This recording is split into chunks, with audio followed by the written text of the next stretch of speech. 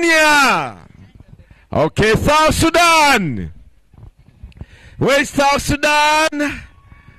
Rwanda. Murakoze. Burundi. Burundi. Okay. DRC, Democratic Republic of Congo. Uganda, the hosts. Bana Uganda muliwa. Okay. Welcome once again, ladies and gentlemen. We have a symposium which is going to begin any time from now. Tugenda kubera no musomo gutandika esaawa eno. Tuna msomo sai na mnaitwa nyote. Ebu mkuja hapa podium. You are all invited to come to the podium so that we could start our symposium today. We are already running out of time and we want to make sure that we catch up with everything. Meantime, I would like to recognize the presence of the Honorable Minister of Trade, Honorable Ntabazi Harriet. You are most welcome, Honorable Minister. We wish to receive all of you. We are glad to see you today again. Namnaitwa nyote so that we could start right away. Basibone banyabo tugenda kubera no musomo o symposium eranga tugenda kubanga ate tufunayo ekyokuyiga ekirala jukira ntubadde ne misomo gino okuva lwetwatandika ate era ne ku mulundi guno omusomo gwaffe genda kulemberwamu banna Kenya. Today is Kenya Day. We shall be listening to Kenyan music. We shall be doing everything Kenyan. The food will be Kenyan. The dancing will be Kenyan. Everything is going to be Kenyan. And the Kenyans are going to lead us. Basibone banyabo, we want to start anytime, right away. DJ, ebu tupatie vibao kutoka Kenya. Wajiro tukubira mu kuimba okuva e Kenya ate tulabe ebintu nga bwe binatambula olunaku olwaleero.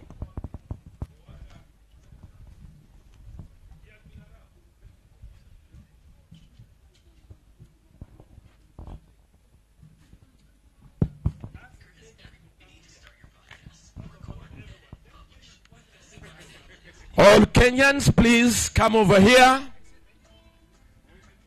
Wakenya wote hebu mkuja hapa. All Kenyans, please come over. Wakenya munaitwa.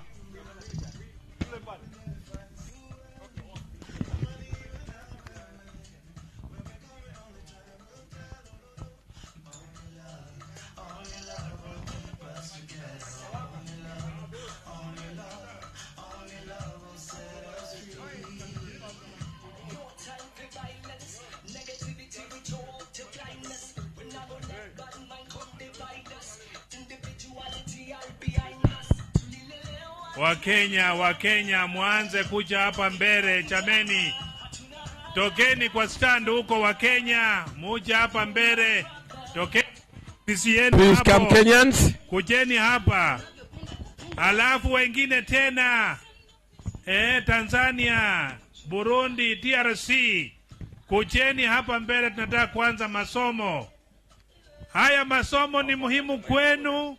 Muulize maswali mnataka kuuliza kuhusu mambo ya biashara mipakani. Nafasi yenu ndio hii. Muichukue, mujifunze, badala ya kurudi nyumbani munaanza kuwa na shida kwa mipaka. Karibuni. Aya, Wakenya oye! Watanzania oye! Wa Uganda oye! Wakenya karibu katikati. Wakenya wakuja hapa mbele.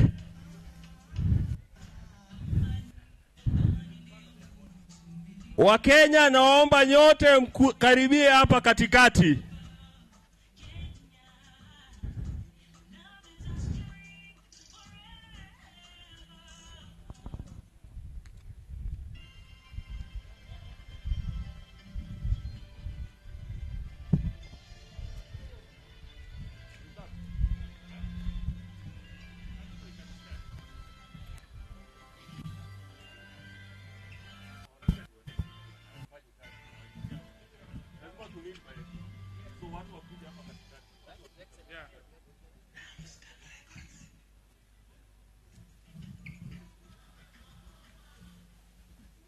Mahaslas.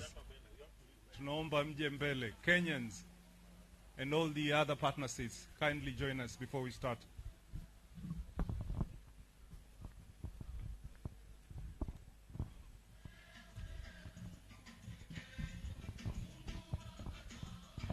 Hakuna hustlers. Twaja. DJ tuwekee wimbo wa kutuchangamua, tuje, twaja.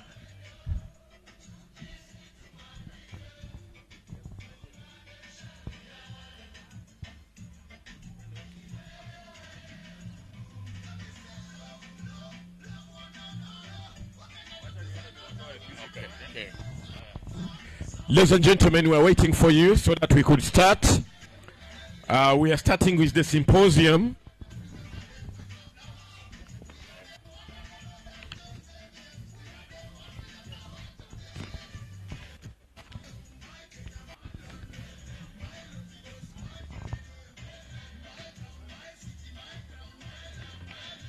Yes, we are starting with the symposium, and the topic is preparing SMEs to take up opportunities under AfCFTA.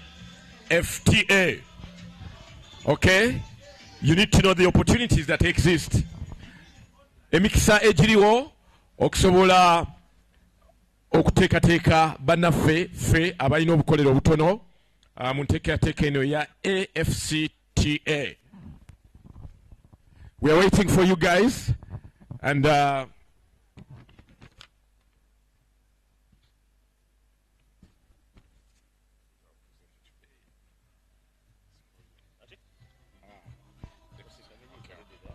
right.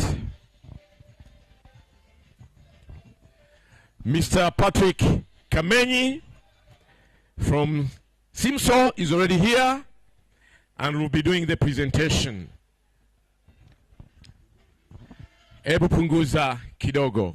Tumkaribishe Mr. Patrick Kamenyi. Karibu sana Sebo.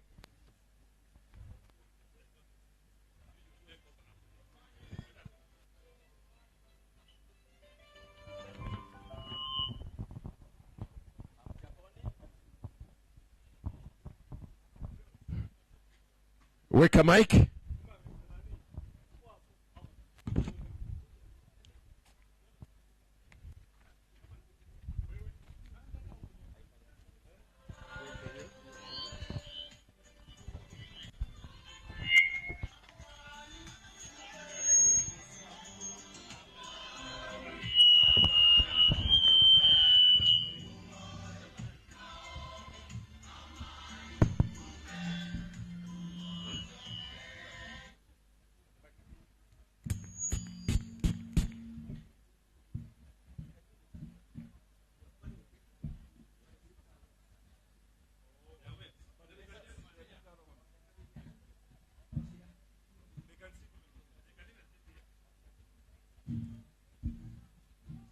Mic check.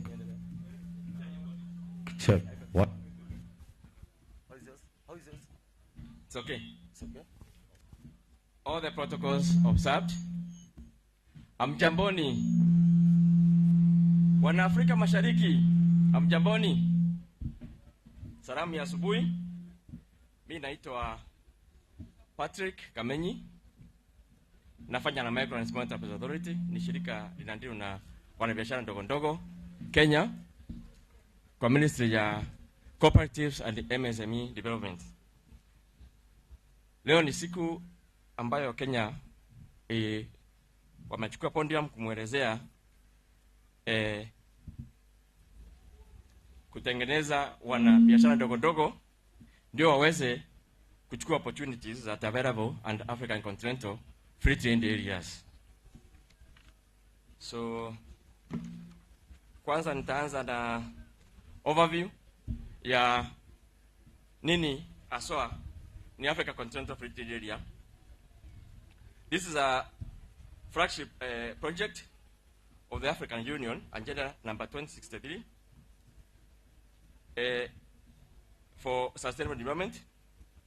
The Africa Continental Free Trade Area agreement was signed on 31st of March 2018 in Kigali, Rwanda.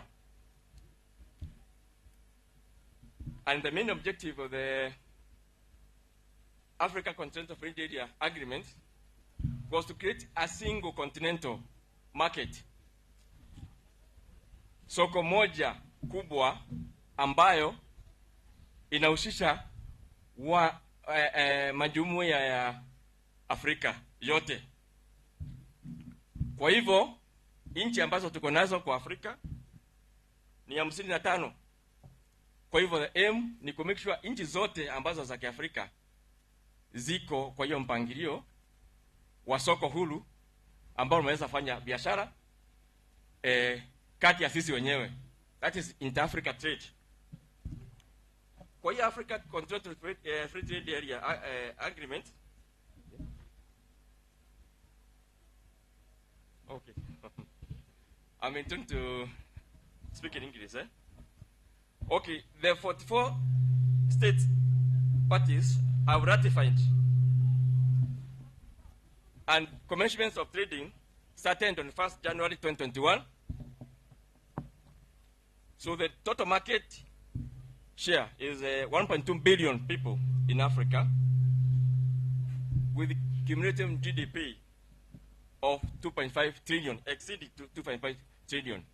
So under this AfCFTA, there is what we call Guidance Trade Initiative.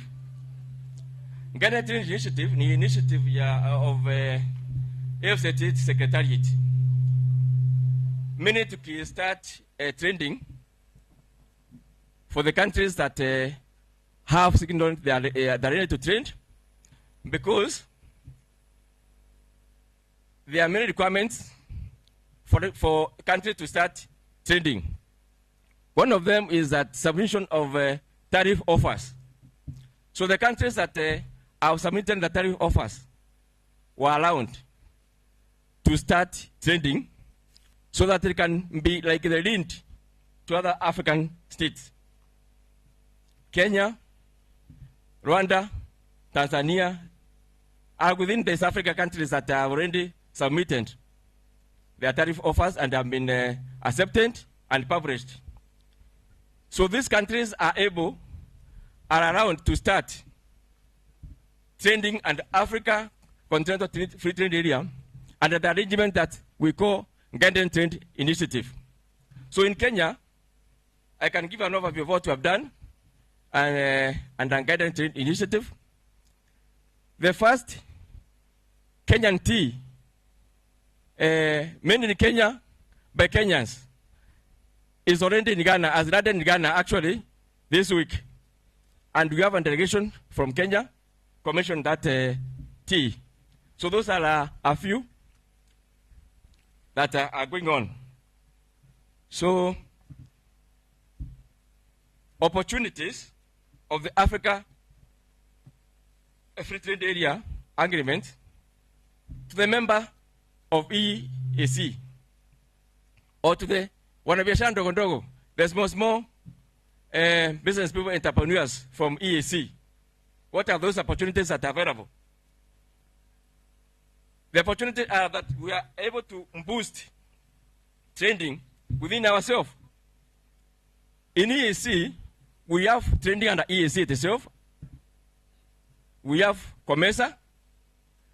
And you see with the AfCFTA, the market has expanded. We can be able to stay trained even under ECOWAS, which you could not be able to stay to trade with them there before. So the other advantage or opportunities that boost service export of information communication technology within the East Africa. We agree that the number of people that were here, they are mainly in manufacturing, but of course we have other services. So we are able to manufacture in large numbers to take advantage of the markets within Africa. As a result of AfCFTA, integration has been boosted. It boosts integration within ourselves so that free movement of people, free movement of products, free movement of services is allowed without much technicalities. Of course, you realize that 90% of people in Kenya or in Africa at large are employed by these micro, small, and medium enterprises, or are in the private sector. They're working in the private sector. So as a result of the expanded market that we are going to get under this arrangement of AfCFTA, people in Africa and in East Africa are going to get employed. And this one, as a result of employment, will reduce the poverty level and we gain. So the improvements to the exporters, what do you get? What are the advantages that you get under this free trade, this free trade arrangement? There's a wider market for our products. You can see the number of products that we have displayed here. So these products are able to access not only East African market, but the wider African market. So as a result, we don't have to have excess production that is not utilized. The Africa Continental Free Trade Area, the arrangement is like this, that we progressively remove tariff barriers. We progressively remove tariff and tariff barriers so that by 5 years, the developed countries in Africa should have eliminated all the barriers to trade. Barriers to trade, they are those technicalities that countries use, like taxes, quotas, licenses, that you will actually make sure that make it difficulty for trading to take place. So for developed countries in Africa, within 5 years, they are supposed to have eliminated all those barriers. And for the other countries, within 10 years, the aim is that all the trade barriers are eliminated. Of course, when all these trade barriers are eliminated, all the value chains of the products within Africa, they are able to be promoted. So this element will reduce cross-border transactions. We have what we call Pan-Africa Payment and Settlement System. The Pan-Africa Payment and Settlement System is a system like the one we call RTGSs here in Kenya, a system that will allow payments, assembly payments of transactions or for services or products within Africa without any challenges.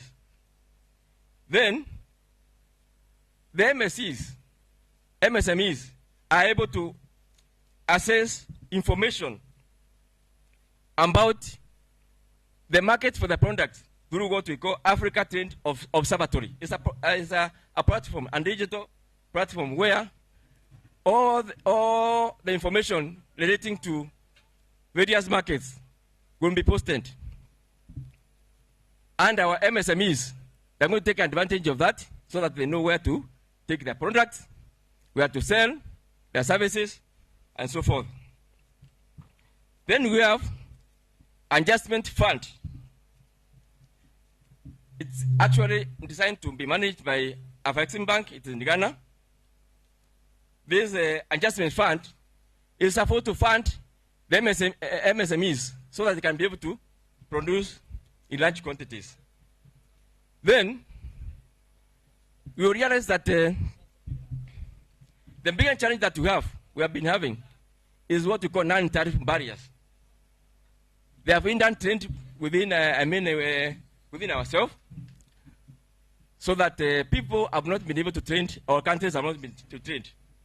So there's an online mechanism within the AfCFTA for resolving issues about non-tariff barriers. So let's look at the challenges that are likely to be encountered by exporters. These are challenges that we expect, and we expect we will continue addressing the challenges so that the exporting can be smooth without any challenges. So we expect the charges of increased non-tariff barriers. I talked about them. But of course, AfCFTA must work on a way to reduce them. Because we are saying within 5 years for the developed countries, or let's say within 10 years, all the countries in Africa should have eliminated the tariff barrier or the tariff barriers, including the NTBs. At least 90%. So we in infrastructure, we realize in Africa, we have challenges in infrastructure, but the proposed Trans-Africa highway could ease the challenges in terms of movement of goods and services. Where we have poor-trained logistics, will make East Africa exports to be uncompetitive. So those are the challenges we expect. We realize within Africa we have insecurity in some parts, not everywhere. So some level of insecurity, of course, will work against the spirit of the AfCFTA. You realize that our MSMEs, some of them start from scratch and then grow with time. So as a result, we expect that exporters will experience challenges of the low capacity, volume, so that maybe an exporter is not able to fill a container so that it can export. So the other challenges we expect is unfair trading practices. For example, dumping or subsidies.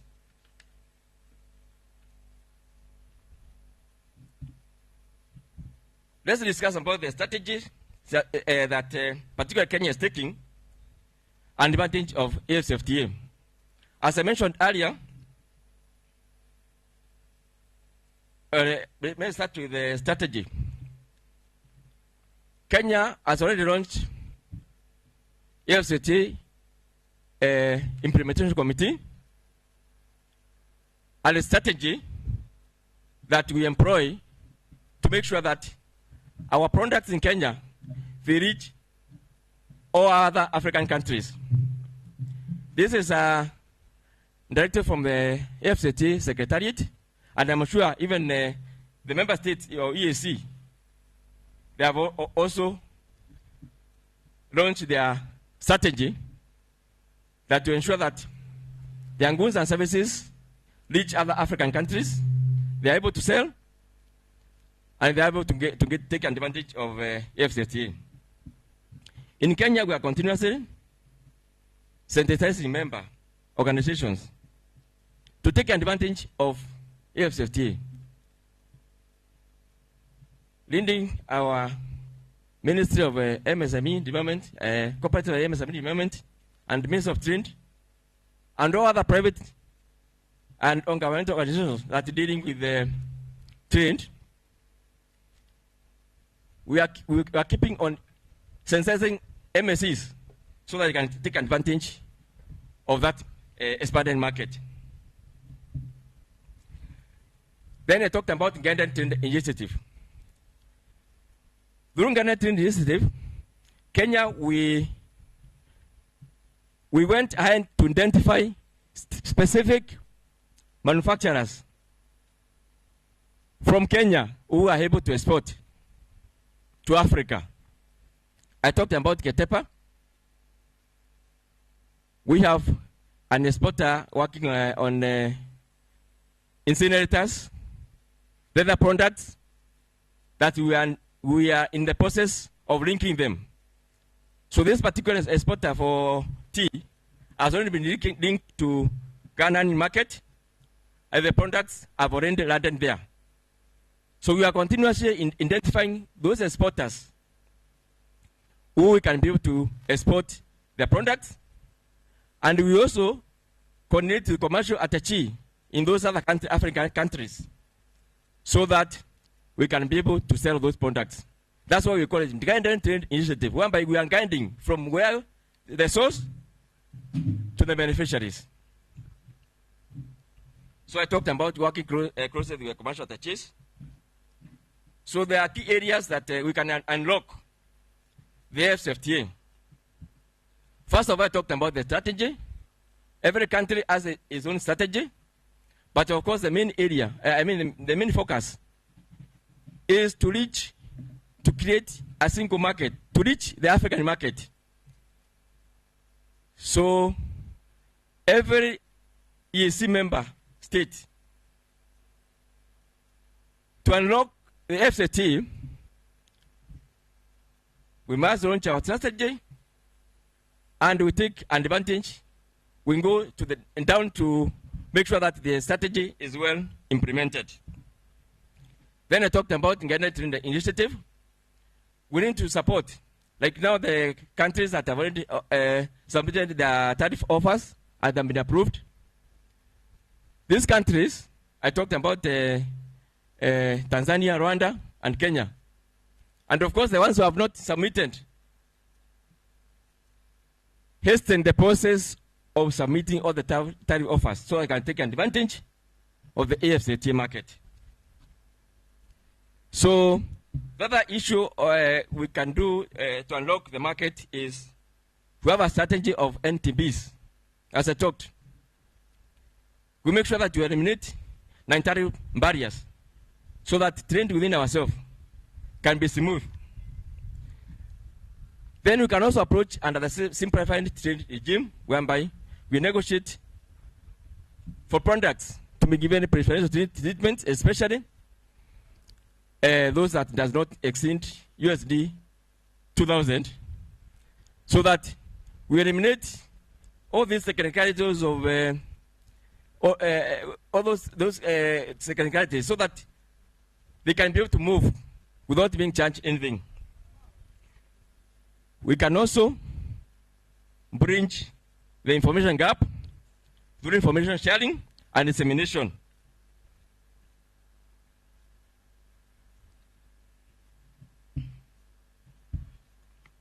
Also, for starting digital platform, whereby all the information within the Africa can be shared. As we realize, governments don't trade, governments don't manufacture, governments are enablers. So the private sector is a key partner in unlocking the AfCFTA. So the private sector, mobilize the private sector so that it can mobilize resources to unlock this market. Then lobby those member states that have not ratified the AfCFTA so that they can ratify and start trading under this arrangement. Then the milestone that we have reached, we have reached a number of milestones, as much as commercial Ministry of Trade has not been achieved in full, but we are achieving, we are progressively achieving. But for example, there is AfCFTA dispute settlement mechanism.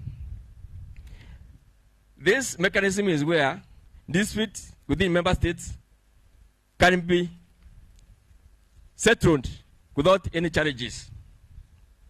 Then I talked about Pan-African payments and settlement system, where there is smooth payments, movement of money within Africa for making payments for purchases. Then non-tariff barriers, online mechanism. There's an online mechanism whereby traders or countries that face challenges within themselves, other countries, or non-tariff barriers can be posted to those complaints, and then they are resolved amicably. Then I talked about Uganda Trade Initiative. There is a key milestone because we have been able to guide our MSMEs on where to import to, on where to take their products. Then I talked about the African Trade Observatory, where information, all the information about where market for your products can be located is posted there. So the traders, the exporters are able to assess that information so that they can be able to take advantage of this expanding market. Then I talked about AfCFTA Adjustment Facility, that is the loan facility, to support the MSMEs so they can be able to export. Thank you very much.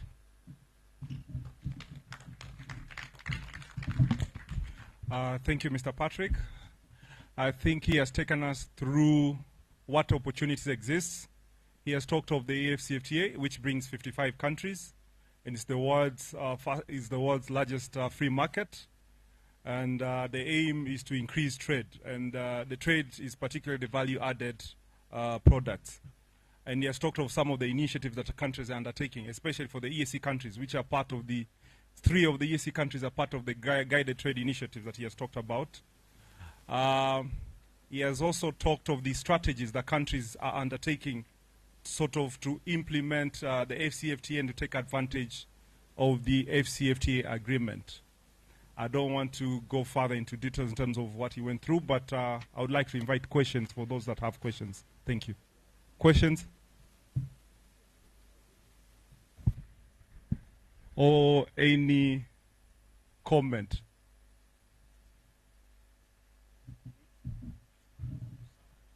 The MC can help us in terms of translating it in Uganda, sorry.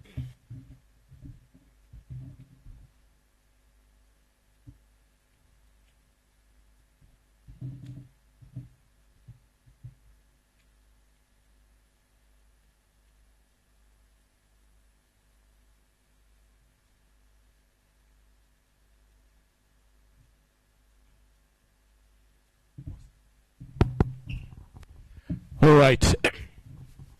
Basibu banyabo tuli wano mu musomo oba hello please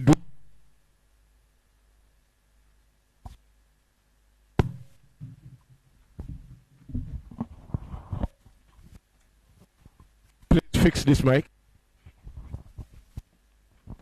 Thank you very much. But I guess we might need to summarize also for Swahili people. I guess we'll do that because we don't want to leave behind the Swahili people also who don't speak English. But for Uganda, basabone banyabo omukuru ono abadde atusomesa ku mikisa egiriwo ku katale akawamu abakama baffe mu Africa ke basalawo tubeeremu. Kati tulina akatale akafu wano ke twogerako aka East African Commune Market ne ate kakati ne twogera ate ku katale akanene okusinga ku kano ke twogerako era nga akatale kano kagatta Africa yonna ke bayita AfCFTA ke katale akawamu mwe tulina okutwala ebyamaguzi byaffe.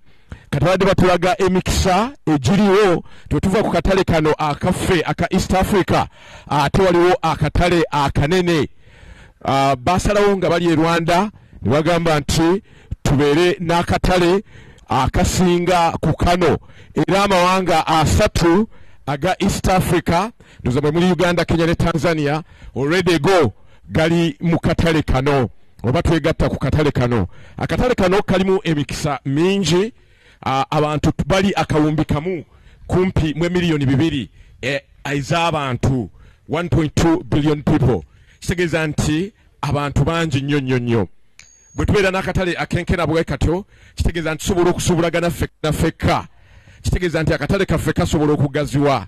Kitegeeza nti ebintu bye tukola oba mu makolero bisobola okweyongera obungi. Kitegeeza nti abantu ffekka na ffekka tusobola okuwuliziganya ne tuvaano e Rwanda oba Ghana oba wa yonna ne tubanga tusobola okukola ki okukwatagana ne tukolera wamu. Kitegeeza nti emirimu gyaffe gijja kubaawo, unemployment tujja kuba tubaze okiwaanyisa, nti emirimu tujja kuba nagyo singa tubeera n'akatale kano akawamu.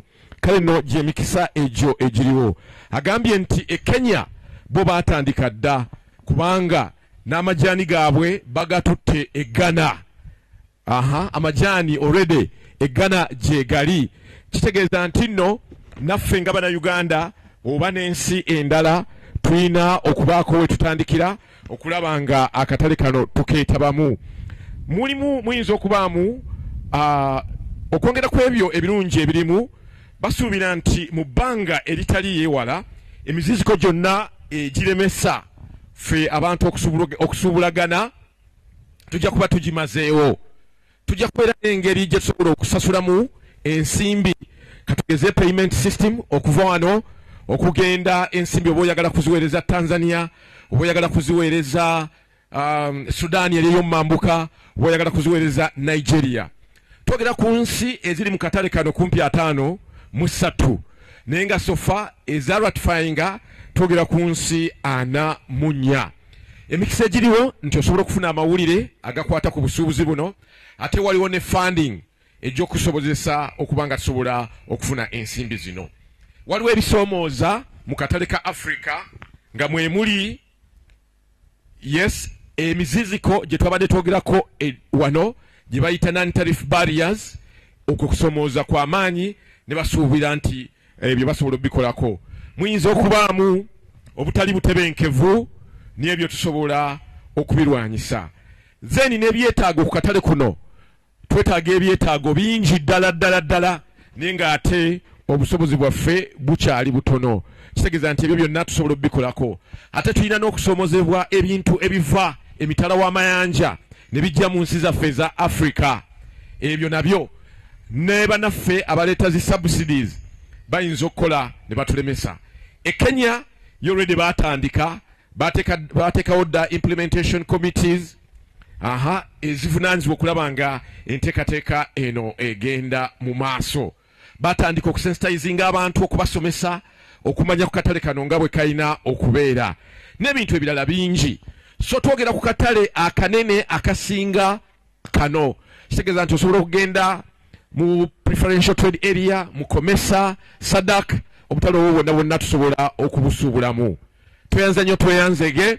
Bw'oba olina ekibuuzo kyoyagala okubuuza ku nteekateeka eno n'emikisa egiriwo, osobola okubuuza ekibuuzo.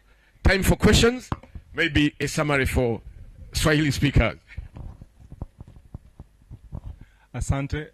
Kwa wale wanaongea Kiswahili ni kwamba presentation ya leo ni kuandaa wafanyabiashara wadogo ili waweze kunufaika na fursa ambazo ziko kwa AfCFTA.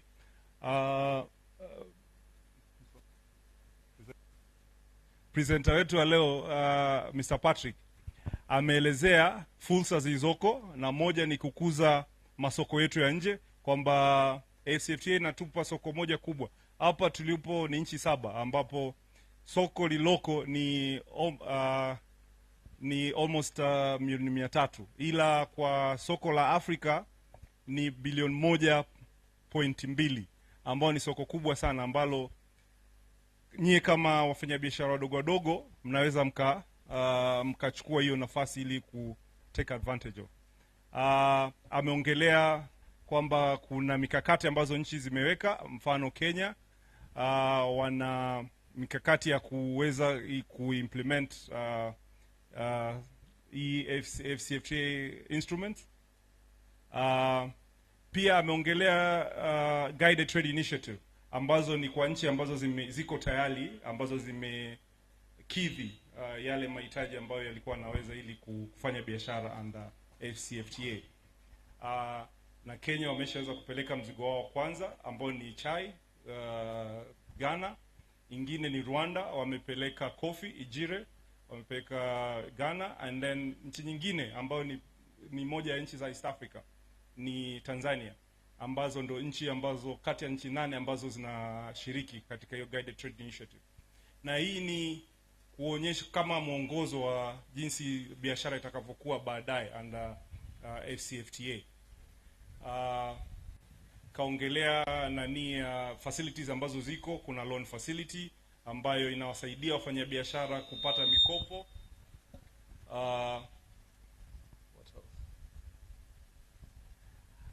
Nadhani vingine tutakuwa tunaviongelea mnapokuwa mnauliza maswali. Kwa hiyo tunakaribisha maswali. Asante.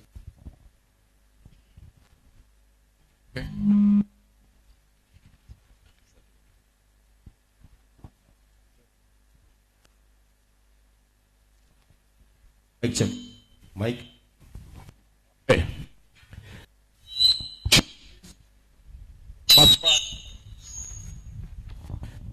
questions about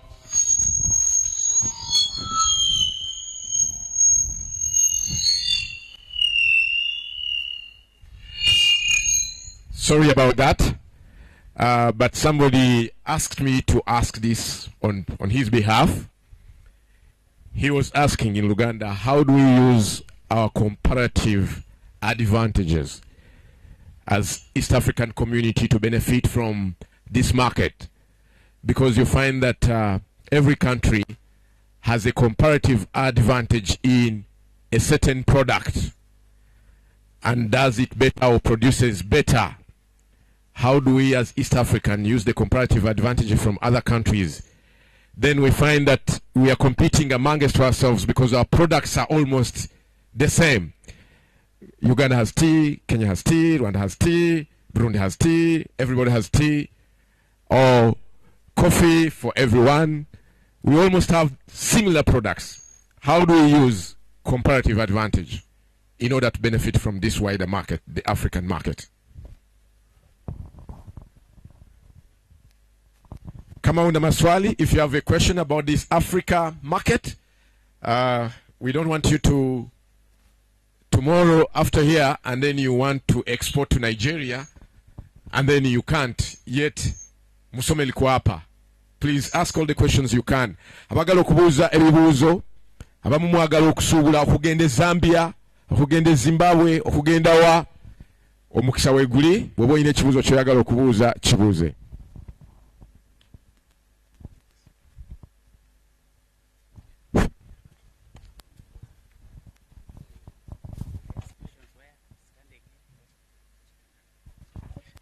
Thank you so much, the Bwana moderator and also the panelist, Patrick Nyangweso from Kenya. I have the following questions to the panelists, beginning with Patrick. There is this element of what we call in economics the economic suspicion among the EAC countries, where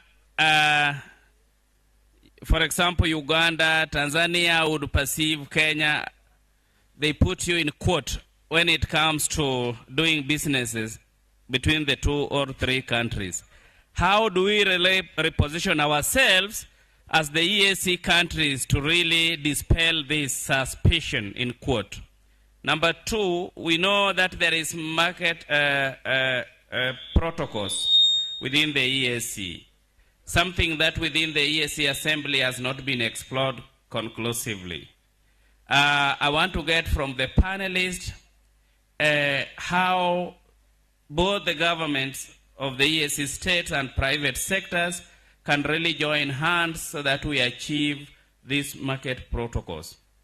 The last question is about leveraging on our different technologies. Yesterday we were going around to the exhibitions and we have seen a lot of innovativeness. And as you are aware, panelists, advancing in technology is what will reposition the EAC within the CFTA common market. How do we really leverage on different technologies from Rwanda, Tanzania, DRC, so that our small, medium enterprises would be able to adopt this through either exchange programs or advancing this by supporting them to really enhance on their level of productivity? Thank you.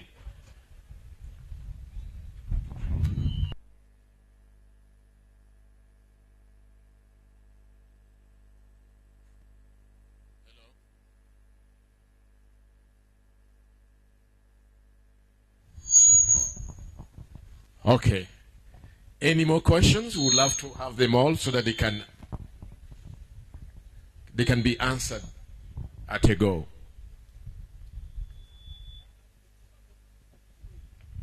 Kuna swali lingine? Waliwo ekibuuzo ekirala? If there is no, then let's proceed to answer them.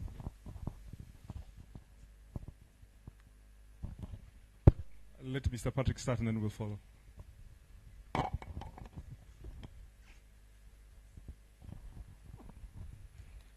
Okay, wacha ni jaribu kujibu maswali hiyo. Swali ya kwanza ni how do we use our comparative advantage to take benefits of AfCFTA.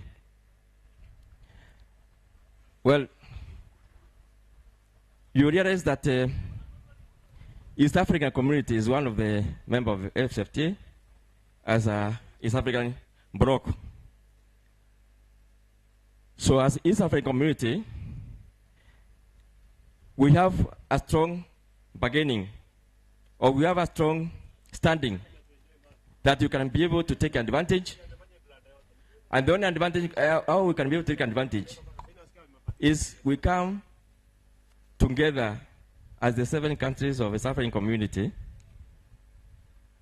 and evaluate on our strengths and check where we can be able to support our exporters. As much as we have talked about clearing facilities, for example, and AfCFTA, as East African community, we can come take advantage by looking at our strengths, and we support our exporters. And this brings me to the point of economic suspicion. We may not be able to achieve the benefits of this wider market called AfCFTA if Kenya will suspect that or does not want Uganda, for example, to overtake them in one or two things. If we have a member state like Burundi now not comfortable with Tanzania, we need to come and join hands. I have talked about each member state's strategy that they are employing to make sure that their MSMEs can reach this wider market. So perhaps a coordinated or a strategy that is encompassing the EAC would be more ideal, so that you can be able to get these advantages that we get from this expanding market. So as I was saying, we have the market protocols that we get through this EACFTA. So it is only, all these questions are pointing on how we can come together as EAC. And of course, we lobby the member states that have not submitted their tariff offers, so that we can be able to take advantage of this expanding market that is that we can be able to sell our products. Technology is one of the main aspects of selling, because leveraging on technology, we are able to reach customers from all over the Africa. So as EAC, we need to come together and see how we can take advantage of technology platform where we can be able to bring our MSEs and sell their products. Thank you. Thank you. I think I'll start with the first one, just to add on what Mr. Patrick has highlighted. How do we use our comparative advantages? I think you have seen most of us produce similar goods. And I think one of the strategies, and which also provides an opportunity under the AfCFTA, is the development of regional value chains, where if we can take advantage of each country's comparative advantage in terms of what we produce, that can sort of serve us or help us in terms of going forward in terms of implementing the AfCFTA instruments. There was the issue with regard to the market protocol. I had not captured it well. I was trying to ask my colleagues, but I think this leads in terms of the slow pace of implementations, in terms of the commitments that the partners have committed to. I think there is need for partners to implement. For us to benefit at the continental market, I think we also need first to start within, implement some of these commitments that we have committed to under the common market. I think the issue of leveraging on technologies, he has touched on the digital platforms, but you had also mentioned one of the strategies, which is sharing of experiences and exchange program. I think that can also help us in terms of learning from each other and leveraging on the technology. I would like to invite my colleagues if they have any. Okay. Thank you, moderator. I want just to add on the issue of technology, leveraging on technology.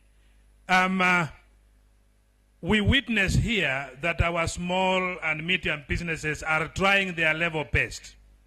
But I should say, the countries that have succeeded, whether we are talking about the Western world or the Eastern countries in Asia, there is the aspect of investment in technology, deliberate investment in technology by the governments. And the results is what the ordinary people use to advance themselves. And also collaboration with the private sector in terms of research. When you look at these people who are selling here, they are trying their level best with regard to optimizing on technology, but the government has to come in. Thank you. Thank you, Mr. Analo. We invite any other questions that you might have. Kama kuna maswali mengine.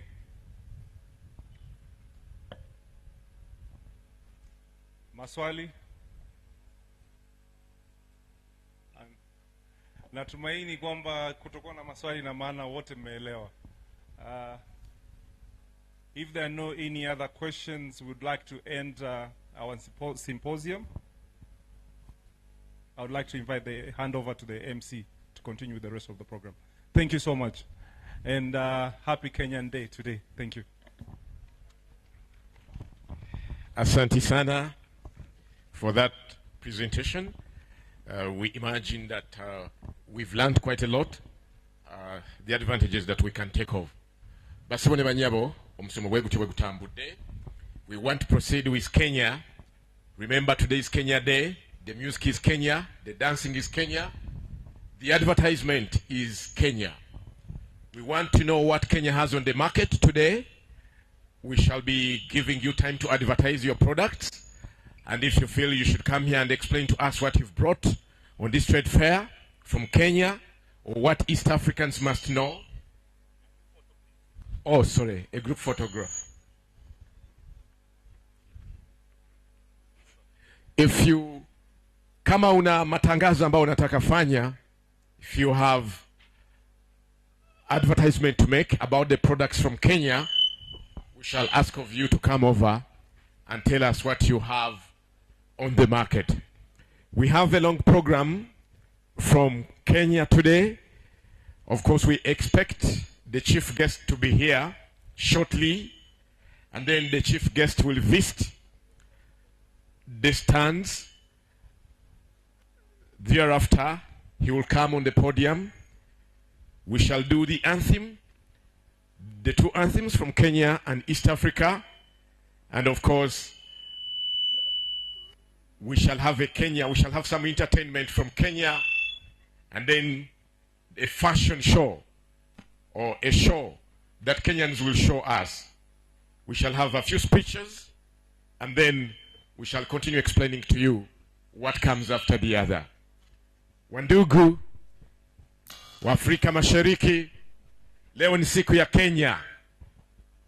Kama muna matangazo ya biashara mumeleta hapa siku ya leo, naambiwa muje mutangaze.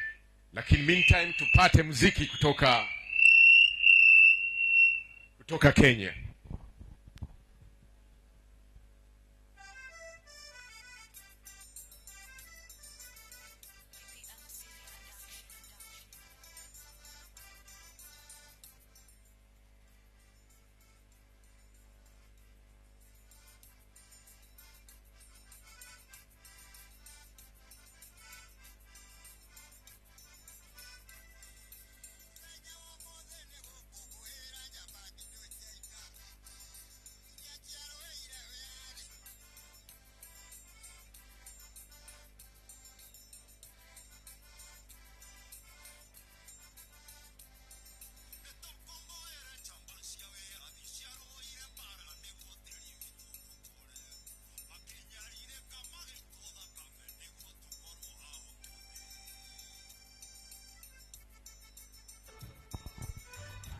Chikuyu. Hiyo ni Momboko. Yes, ni siku ya Kenya leo. Feel free.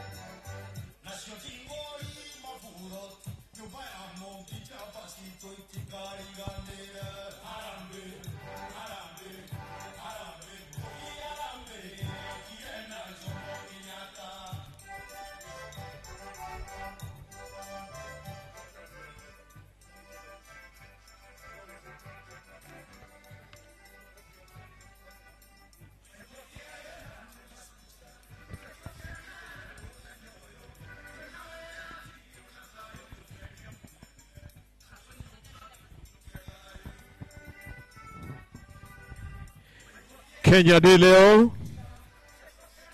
Hiyo ni muziki ya Wachikuyu kutoka Kenya.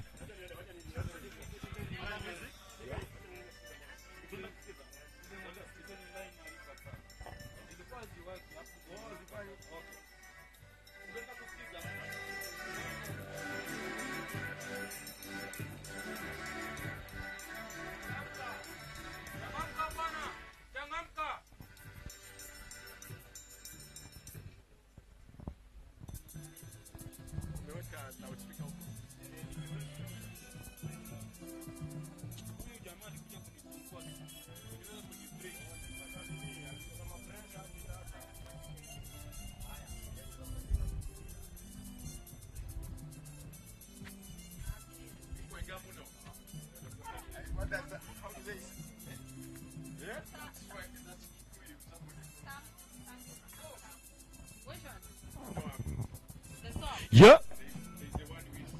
Tole.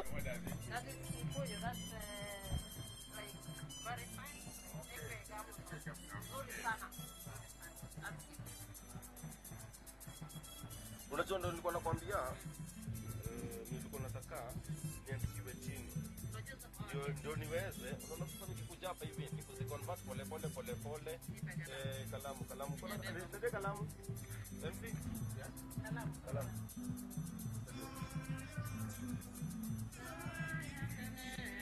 Yeah. Warudi wanataka kupiga ngoma zao leo sipiga ngoma zao. Hey, this is Yeah.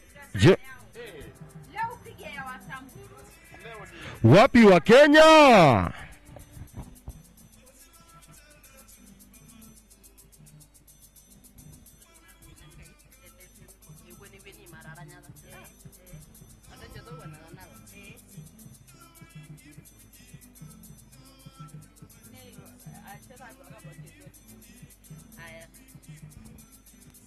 Yeah.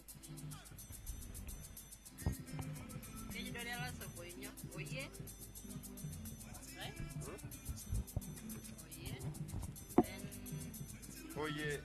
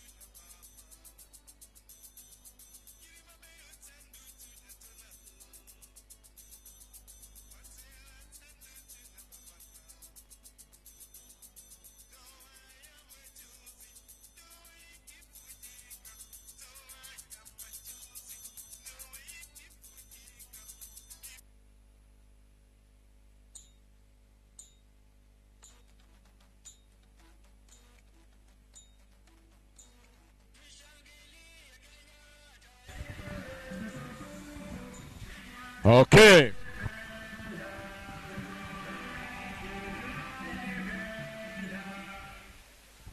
Kujapa.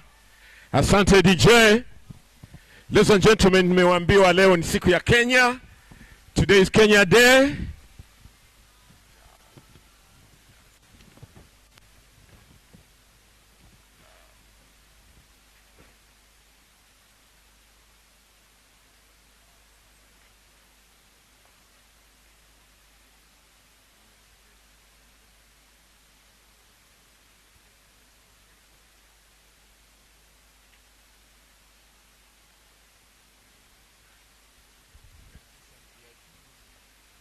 DJ, hebu weka muziki kidogo kidogo kwanza.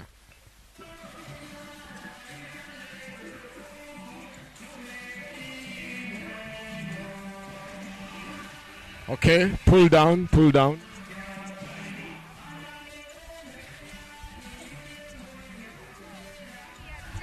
Yeah?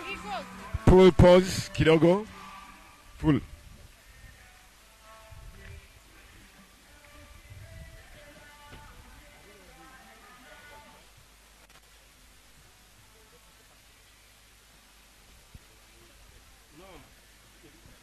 Namkaribisha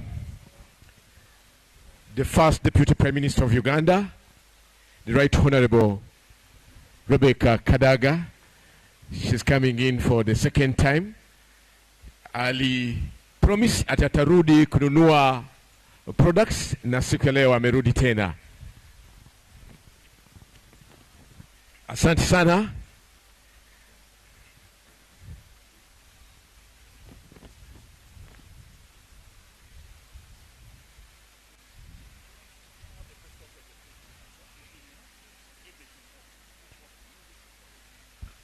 All right, she's going to have a press conference, so we shall keep off the music and we shall do the advertising after the press conference is done. Nyi wote ambao mna biashara, First Deputy Prime Minister, tena Minister wa East African Community Affairs hapa Uganda, anaenda kuongea na journalist ama na wajameni ama wa news. Atachukua muda kama dakika 20 pekee. Na kimaliza tutarudi kwa program vile vile tulipanga.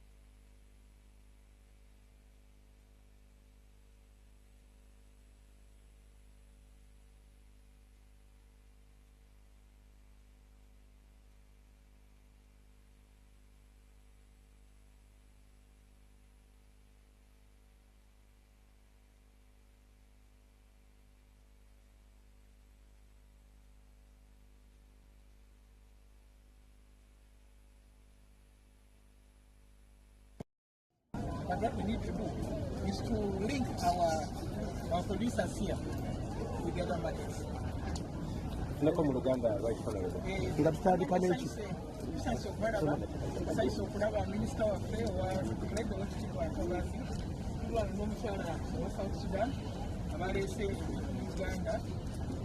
Wano tulina abamakolero abajjwakaali abakozesa amagezi mu bangi bavudde Kenya, bavudde Rwanda, South Sudan, Congo, Tanzania, Burundi ne Uganda. Bonna bali wano bamazewo ennaku okuva ku Lwomukaaga bajja kubeera okutuusa ku Saturday. Baleese ebintu bye bakola nga tuleese ebintu bano mu katale tulabe abantu ba East Africa bye bakola tusobole ffe bennyini okugula ebintu mu nsi yaffe. Oba kati East Africa yetandika ku Indian Ocean netuka ku Atlantic. Ebintu bye tukola tusobola okubyeguza bennyini okubyeguza tufuna ssente eziwera. Tumaze ekiseera nga tutunda ebintu bigula ebweru wa Africa naye ng'ate tusobola okubikola era tubikolera mu Uganda. Kakati twagala East Africa tukole ebintu tubyeguze. Bwemba sikirina mu Uganda owa Kenya nga kirina ekigule, ekiba sikiriwo e Burundi ekigule e Rwanda, ekiba sikiriwo e Congo ekigule e Tanzania nga omutindo gw'amaanyi nnyo. Kale tusaba abo abasuubuzi ate nsaba abantu b'e Kampala kusingira ddala abasuubuzi mujje wano olwaleero, mujje enkya, mujje ku Lwokutaano, mujje ku Lwomukaaga, ebintu bingi nnyo nnyo mubigule tebijja kubeetaagisa kugenda kutambula kugenda wala. Mujjukira ebiseera bya COVID baatugana okugenda e China, okugenda e China kikyali kizibu. Bw'ogenda basooka kutika mu kalantiini mwezi mulamba nga wakayinza tawuni gy'ogendamu era nebakuteeka mu kalantiini naye nga weesasula wakugula bintu n'ebintu tusobola okubyekolera era biri wano.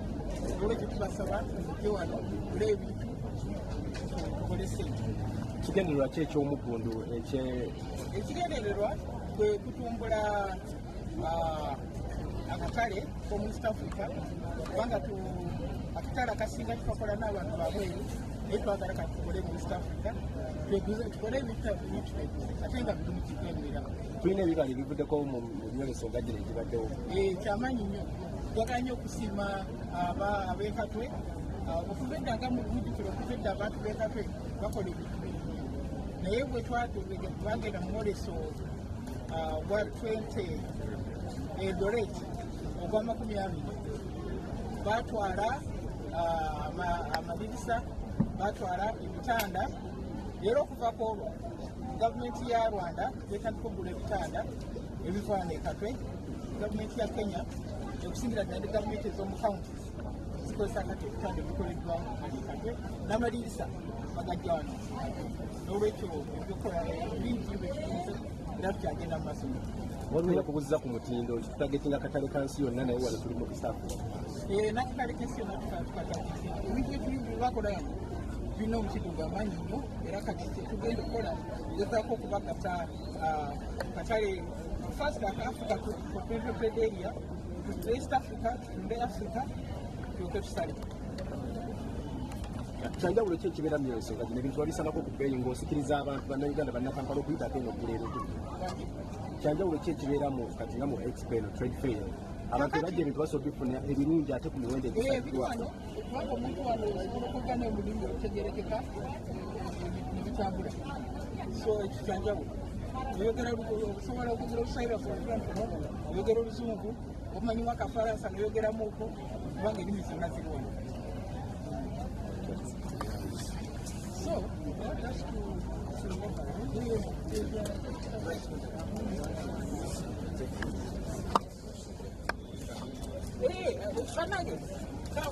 Media.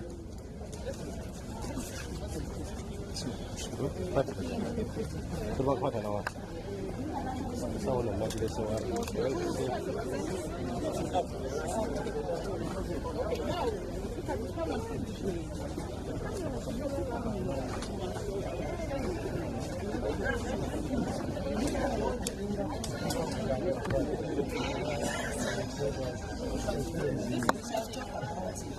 Now, people have been going to China to buy this shoe. Yes. Look at this shoe. This is a wonderful shoe. This is beautiful.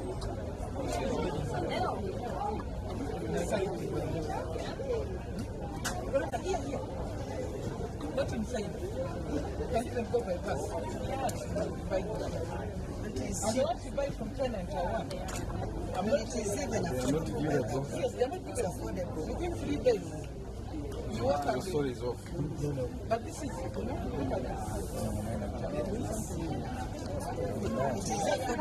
These are affordable.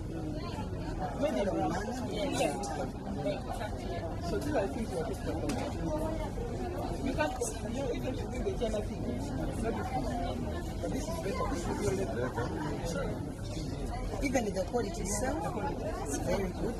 It's pure leather. And I was also talking about the issue of language, because sometimes Ugandans fail to negotiate in Swahili.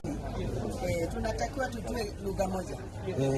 Tujifunze Kiswahili, tuone namna tunaingia kwa biashara pamoja. Sawa.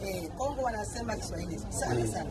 Tanzania, wa Kenya, sasa Rwanda na Uganda tuko na shida. Tunatakiwa tujifunze hii Swahili. Kila Jumatatu. Kila Jumatatu saa 3 ya asubuhi tunajifunza saa 4 tunajifunza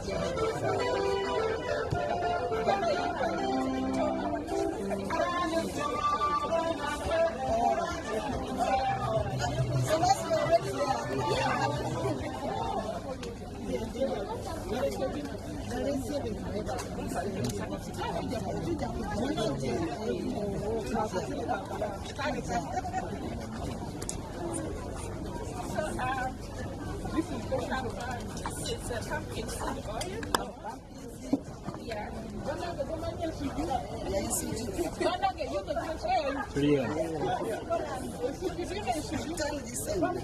Yeah.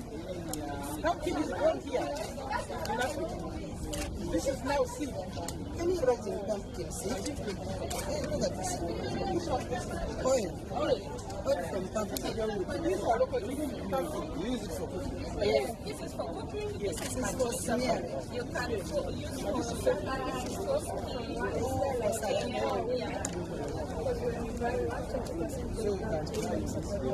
so this is coffee. Exactly. But did you know the pumpkins can make oil?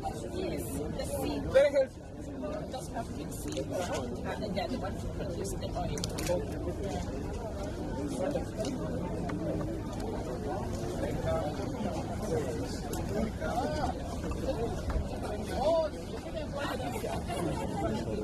Let's take a picture with the picture. Shampoo na sura na action saidia Chaco? Sorry, traditional medicine. Oh, they are traditional medicine. And this is Chaco. Chaco? Yeah. Used for cleaning your inside body. Yeah, this one. Drink it. And those are tubers. Oh, yeah. You use it if someone is having a very toxic inside and or the area, you can use it. And it is temporary. You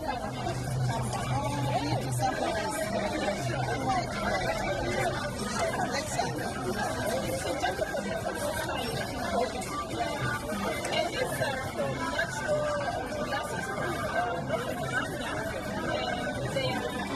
they made them supposed to be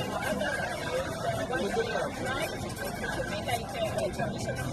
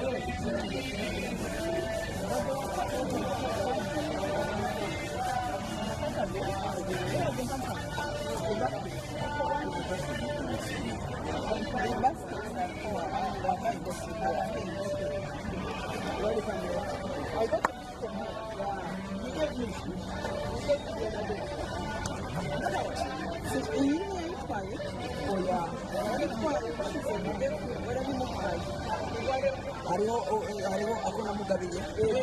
Yes.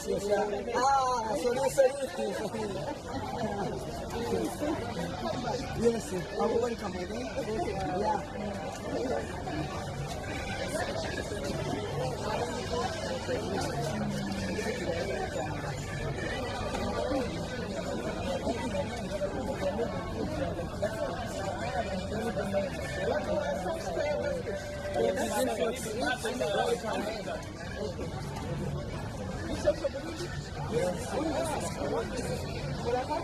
The baskets are ahead. Baskets are ahead.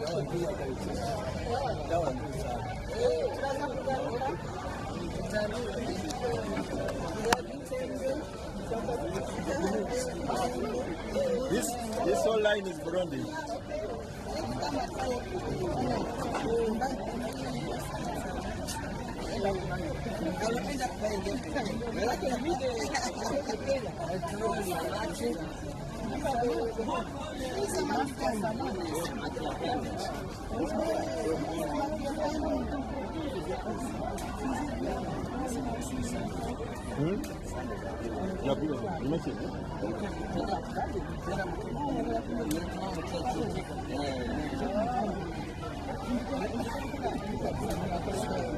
From the horns.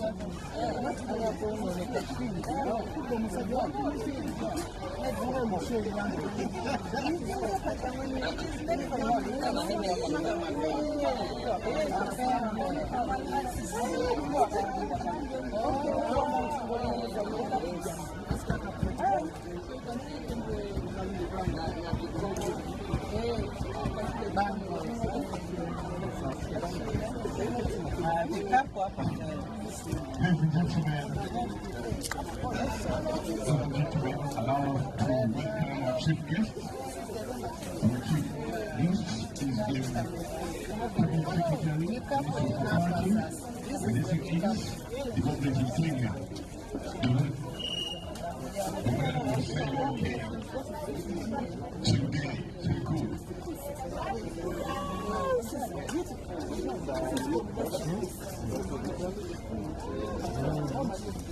So we just see the big graphs and then she wanted to see the results.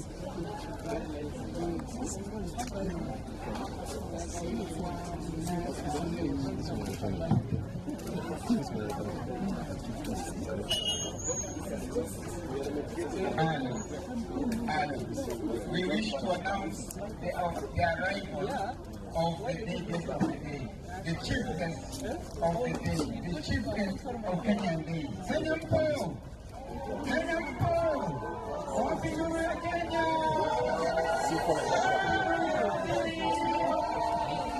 Happy New Year, Senate! Happy New Year, Mr. Board! All right, so our minister is now being received at the Kenyan Pavilion. We also have the Ugandan minister for trade that is going around. She's currently at the Kenyan pavilions looking at the products. We also have a state minister from Uganda. This is a blessed day. So DJ, give us some low volume Kenyan vibe now as we start this thing.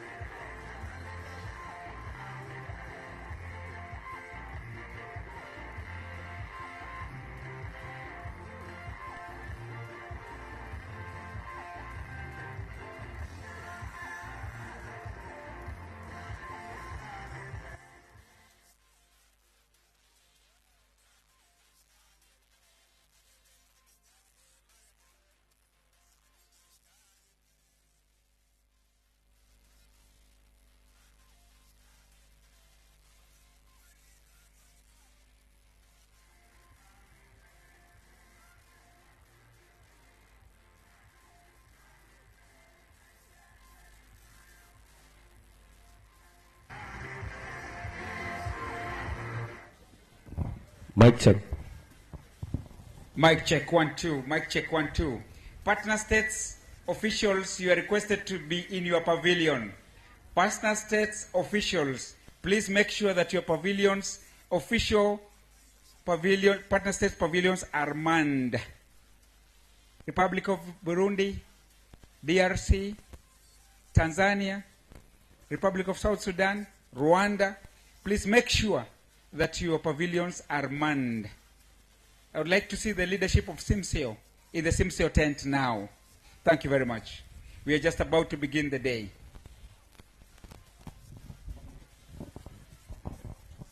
Asante. Kila mtu, partner states, mkuwe kwa pavilion zenu, na mnaambiwa mgeni rasmi ameshafika. Tunamkaribisha Mheshimiwa Honorable Simon K. Chelgui, ni Cabinet Secretary and MSMEs Development, Kenya. Ladies and gentlemen, the Right Honorable First Deputy Prime Minister of Uganda, the Minister of East Africa Affairs, East African Community Affairs, is still around and going through the stand. She was here on Sunday and she promised she would come back. She did come back. She said she would come and buy some items from East African, and she kept her promise, and we are very grateful for that. We were told Honorable Minister Harriet Babazi has also been around. Hope she's still around. We expect her to be around. We welcome her. So thank you for being here. Basomoni banyabo omugeni waffe omukulu kuva e Kenya ng'era ye Honorable Simon K. Chelgui, ye mugenyi waffe omukulu ku lunaku luno olw'Abannakenya. Twagala okubajukiza nti Kenya egenda kulaga ki ky'erinawo olunaku olwaleero. Kale n'olw'ensonga eyo twagala okwaniriza Cabinet Secretary owa Cooperative and MSMEs Development okuva e Kenya. Mwebali ddala lunaku lwa Bannakenya, era ndowooza ebbugumu ebiraba. Bannakenya bwebali bagenda tulaga fashion, bagenda tulaga ebintu bingi. N'olw'ensonga eyo ffenna tujje tubeerewo tumanye biki bye tusobola okugula ku bannaffe Bannakenya, ate naffe tubalage biki bye tusobola okubaguza. South Sudan, Rwanda, Burundi, DRC, Tanzania, wote wako hapa.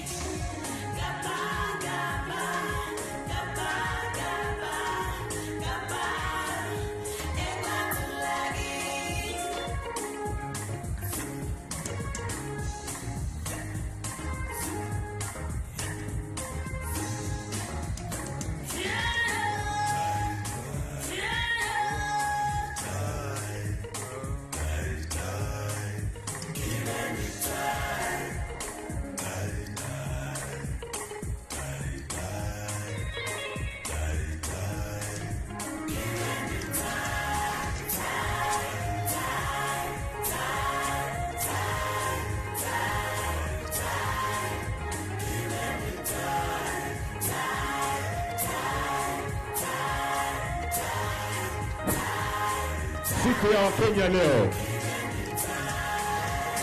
Tuchezeni wa jamani, Wakenya nyinyi yote muko.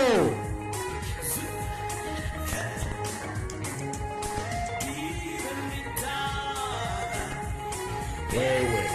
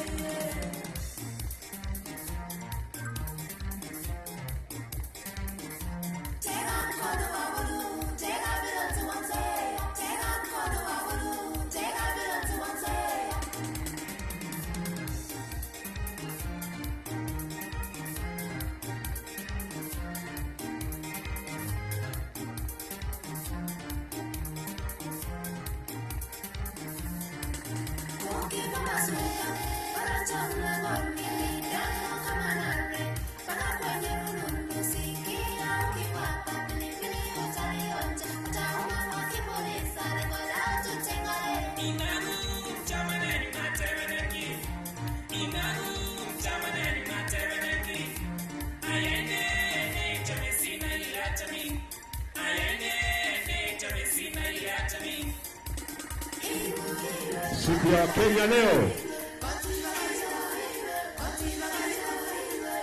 na mgeni rasmi ameshafika. Mgeni wetu rasmi, Cabinet Secretary, Minister of Cooperatives and SMEs Development. Tunakaribisha sana mheshimiwa the right Honorable First Deputy Prime Minister of Uganda and Minister of East African Community Affairs, Mary Kwapa. Tunamkaribisha mama. Thank you so much, ladies and gentlemen. Our chief guest is going through the stands of the various partner states. Na kirudi tena na kimaliza atakwenda kutembelea mastanzi zote na atakuja hapa kwa podium, tutapata mazungumzo kidogo ama tutafanya speeches kidogo, tutakuwa na entertainment kutoka kwa Kenya, wanayo fashion, watatuonyesha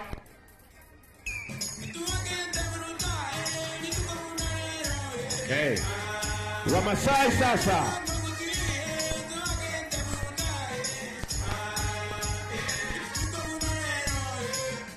Hao ni Wamasai kutoka Kenya. Masai are known for cattle keeping.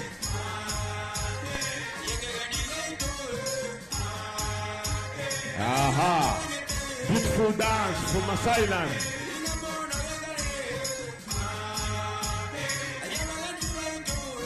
Kweli, lovely dance.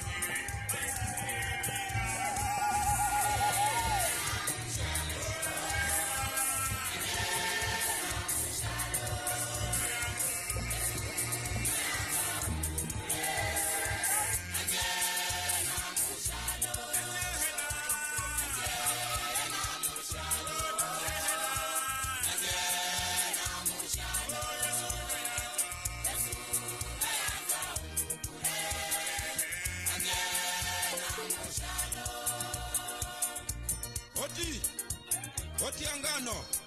Karibu mukambi. Ngano mulabalamu kweli? Mulabalamu mukambi. Alale mnyaka na mcheminji mwitale mwefu mno. Pesa ngano ndo msiani mwefu wasomo hule injeraha. Yafiro kwa yabiro shiringo lishonda isho mukambi. Nukwabara kushirina na mparo keneko. Animeru na subuhi ya ntiza mungone la timombe mushiko. Enyo la timombe tiosi zifiro ni mama. Ani nukwabara kushiparanga. Ani mniko ala duani yao. Na unatimo kutizuna mundangu. Nadatura na nzio kudada. Enyo na kuyoko kuko wako kubere yo. Umirira shiminywi. Mana yako ni kama pa.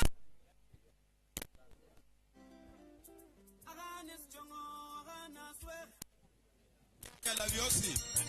Ese mwana subire. Ala lino shiro kusaya. Iso kudanga omusaku loko menya na mwitala muno. Mana yato kusungu subira kusaya irofu esalala. Yo. Samwana Sara. Samwana Sara. Kino bijere ununangira shina buli kashia. Ochoka na mwina mukambi ubere yo. Witiro kusaya mwitala mwefu muna kuminyaka necho kwa menya nachyo. Mukambi bwana yadingiye na minyaka n'ikiro kuna mwitala muno bulana yatanga minyaka n'ikingire mwitala muno nekora kina ki. Tawe subira. Chichira linanyarikana kumwana wa muntu. Kunyasaya kanyarika. Alikalera kutema ko nyandana nikahaba kananyarikana.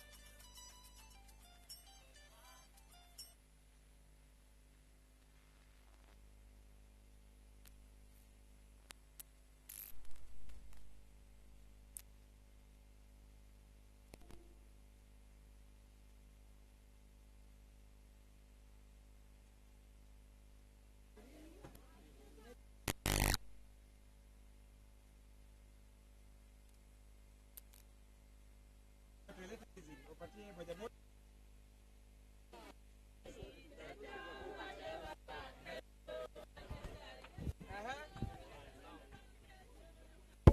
DRC.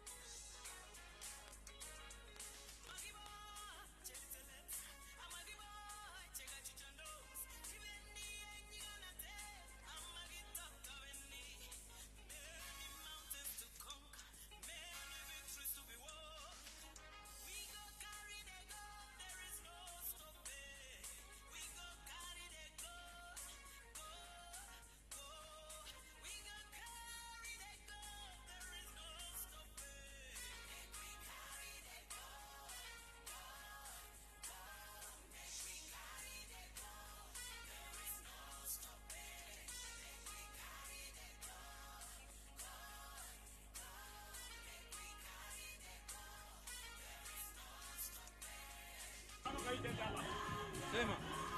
Sema. Sema. Yes, okay.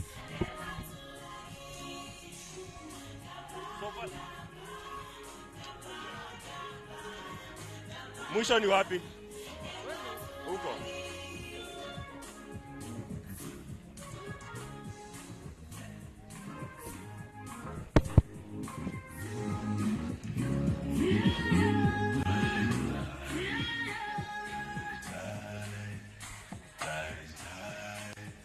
Haya, mnanisikia?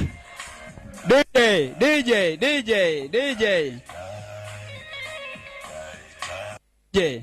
Thank you very much. The chief guest is now in the Kenyan pavilions and is mesmerized by the innovations from Kenya. And we are just receiving the minister and the state minister from Uganda to the pavilion. They are being escorted. The minister will be viewing Kenyan products. Then he'll pass through the partner states institutions along with his delegation and rejoin the minister for Uganda at the pavilion. Thank you very much. DJ, tuendelee na ngoma. DJ, tuendelee na watu wasiende.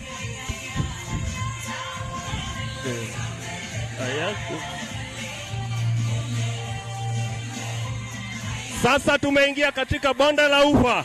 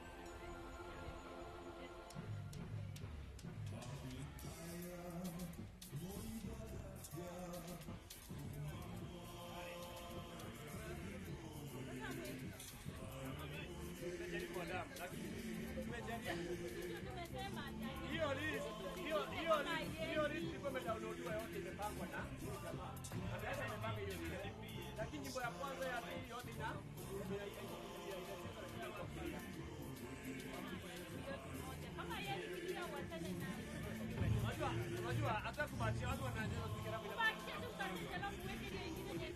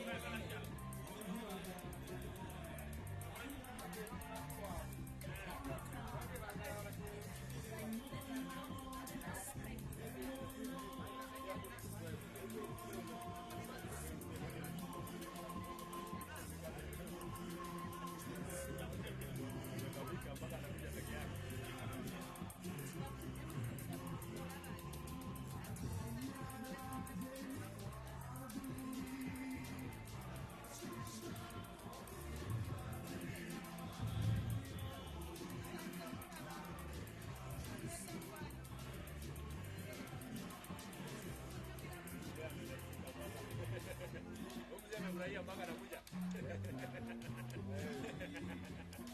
Mwingine nimemwacha yuko huko yako peke yake.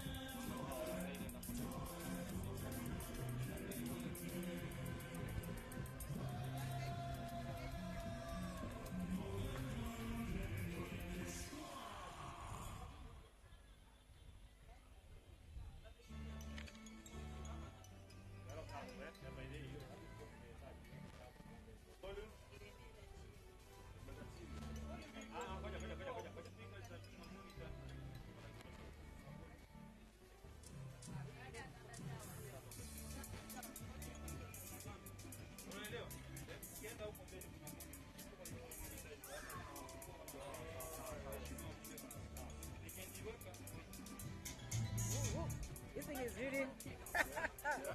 This is what protocol means. Yeah, you need to get it right. You work in the EAC. In the EAC. No.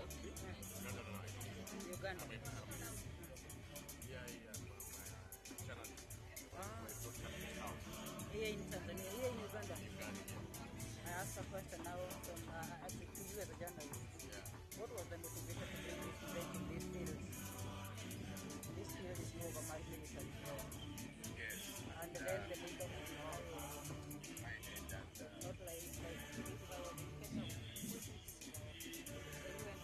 The UN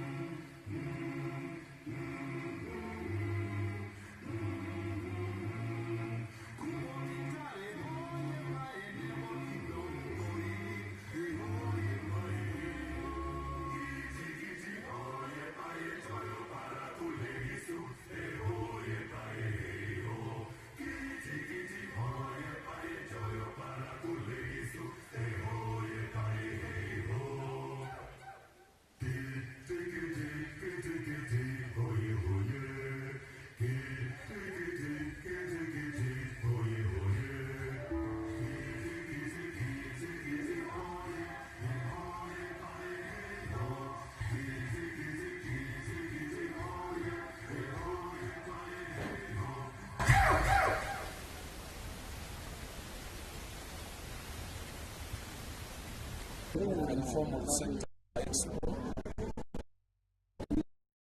There are many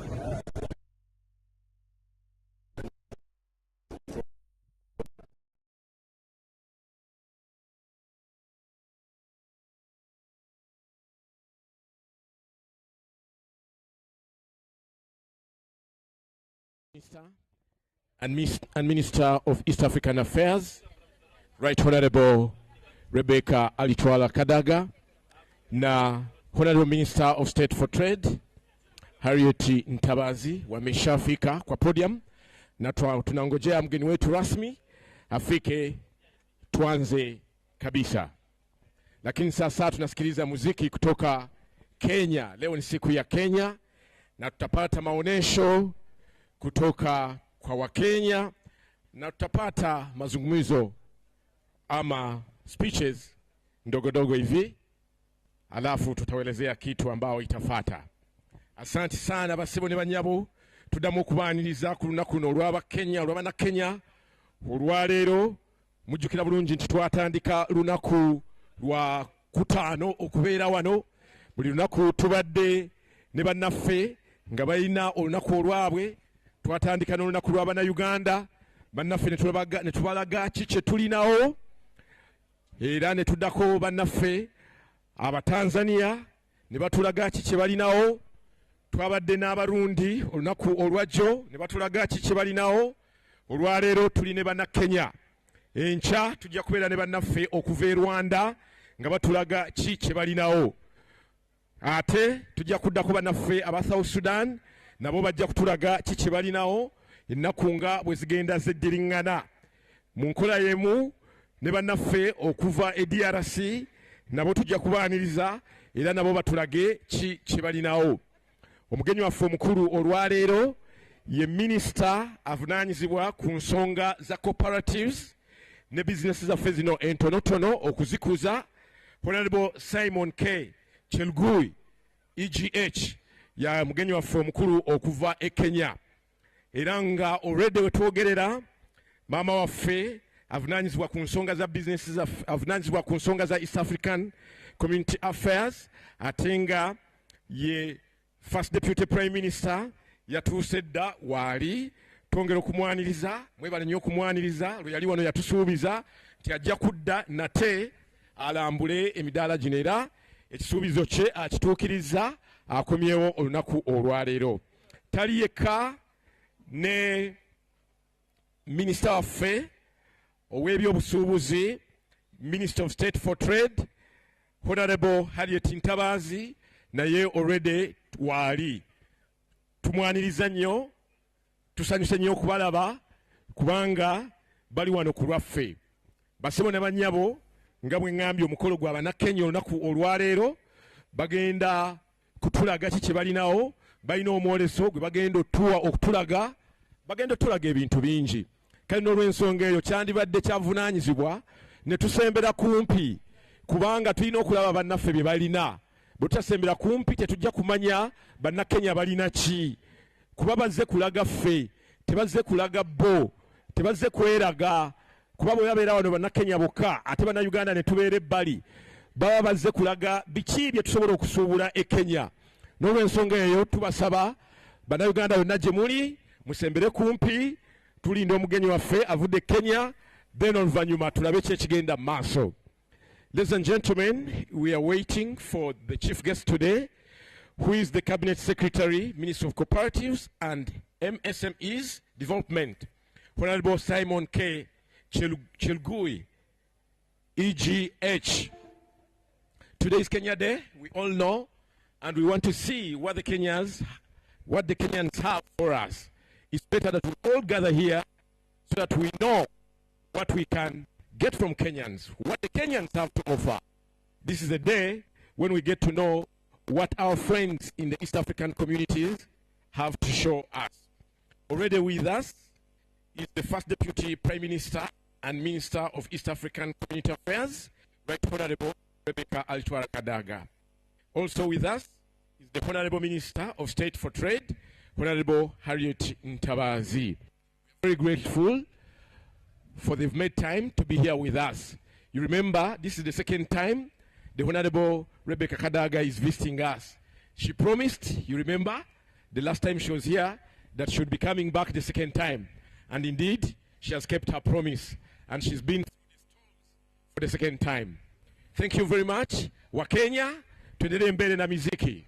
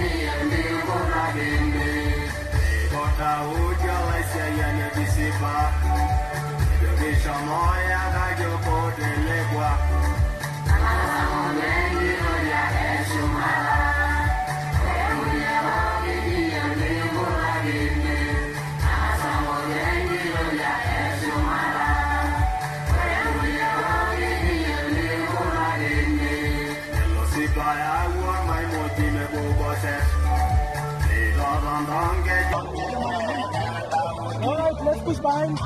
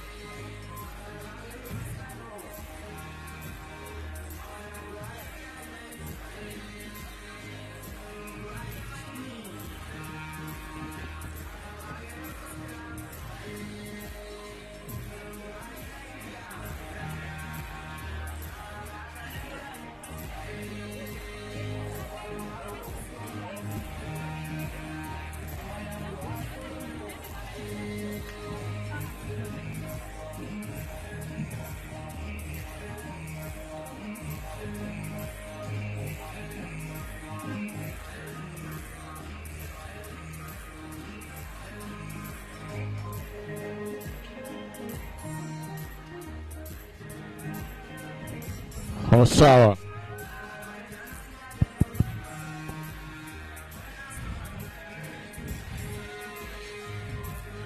Tusonge karibu wa jameni, tusonge karibu. Mgeni wetu rasmi amefika. Kuja karibu wa jameni, karibu wa jameni.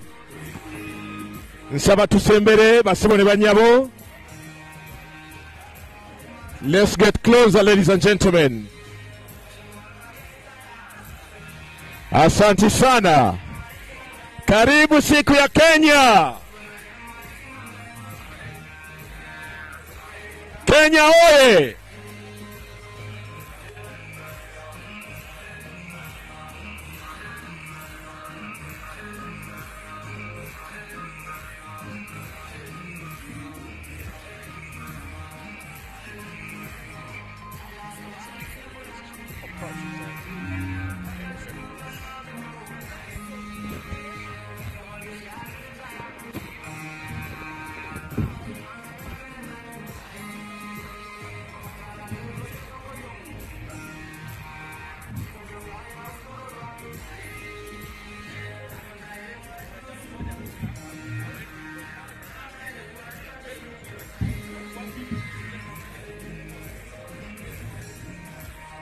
Okay, here comes our chief guest. Ladies and gentlemen, here comes our chief guest. Here comes our chief guest, ladies and gentlemen.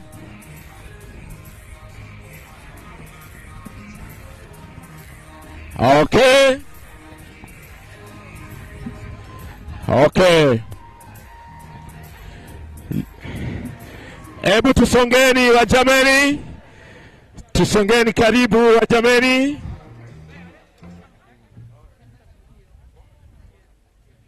Let's get closer, ladies and gentlemen. Okay. Ladies and gentlemen, we shall start by singing the national anthem of Kenya.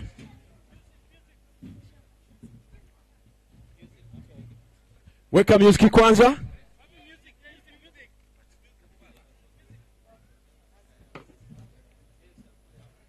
Okay, waiting for the Masai music for the guest of honor to get here.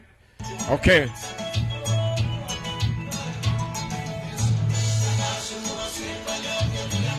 Okay.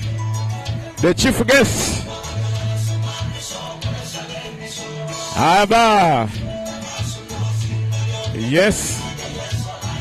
Mugeni mkuu. Mugeni wetu rasmi. Thank you. Okay. Yes.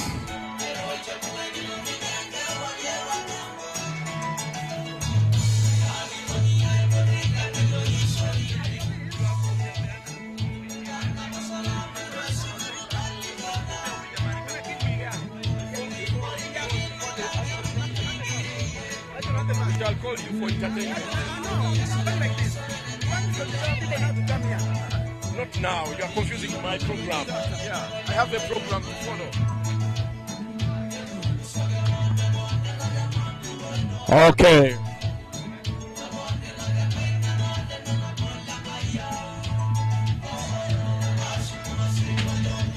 Okay. Masai music.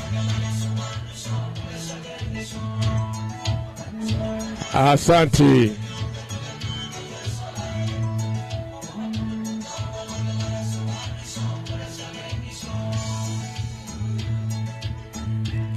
Thank you so much.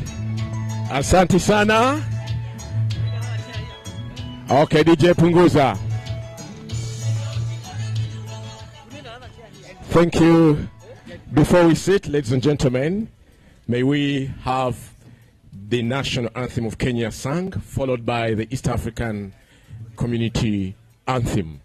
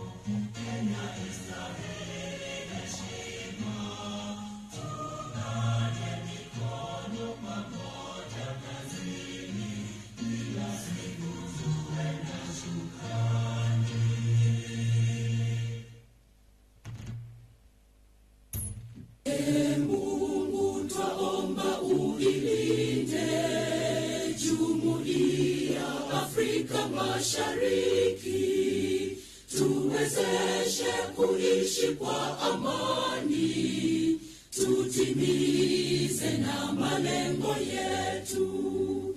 Jumuiya yetu sote tuilinde, tuajibike, tuimarike. Umoja wetu ni nguzo yetu, idumu jumuiya yetu. Uzalendo pia mshikamano viwe msingi wa umoja wetu, na tulinde uhuru na amani, mila zetu na desturi zetu. Jumuiya yetu sote tuilinde, tuajibike, tuimarike. Umoja wetu ni nguzo yetu, idumu jumuiya yetu. Viwandani na hata mashambani, tufanye kazi sote kwa makini, tujitoe kwa hali na mali, tuijenge jumuiya bora. Jumuiya yetu sote tuilinde, tuajibike, tuimarike. Umoja wetu ni nguzo yetu, idumu jumuiya yetu. I request you to stay standing for a brief prayer by Naomi. Let's have a brief prayer by Naomi.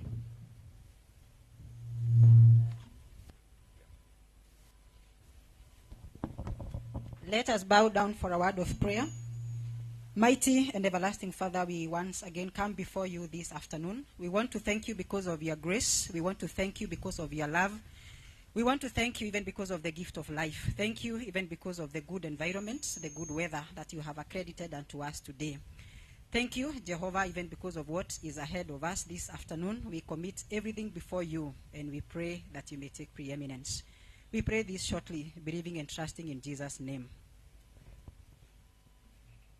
Please be seated. Ebu tuketi, wajameni, basebo tutule. Bana Kenya tuwaniriza. Welcome you Kenyans. Ladies and gentlemen, our chief guest, Cabinet Secretary, Ministry of Cooperative and MSMEs Development, Honorable Simon K. Chelgui, EGH, the first Deputy Prime Minister and Minister of East African Affairs, Right Honorable Rebecca Alitwala Kadaga from Uganda, Honorable Minister of State for Trade, Honorable Harriet Ntabazi, Permanent Secretary, State Department of MSMEs Development in Kenya, and then the Permanent Secretary for East African Community Affairs, Kenya, Honorable Mr. Abdi Dubat, and the Kenya High Commission in Uganda, His Excellency Major General George Owino. Yangu ni kusema karibu nyote, welcome kwa hii Kenya Day. Asante sana kuwa nasi hapa. Mwebale nyo okubera naffe wano. Ladies and gentlemen, allow me to introduce you to the project manager who will make a few remarks and then make a few introductions. Project manager, please.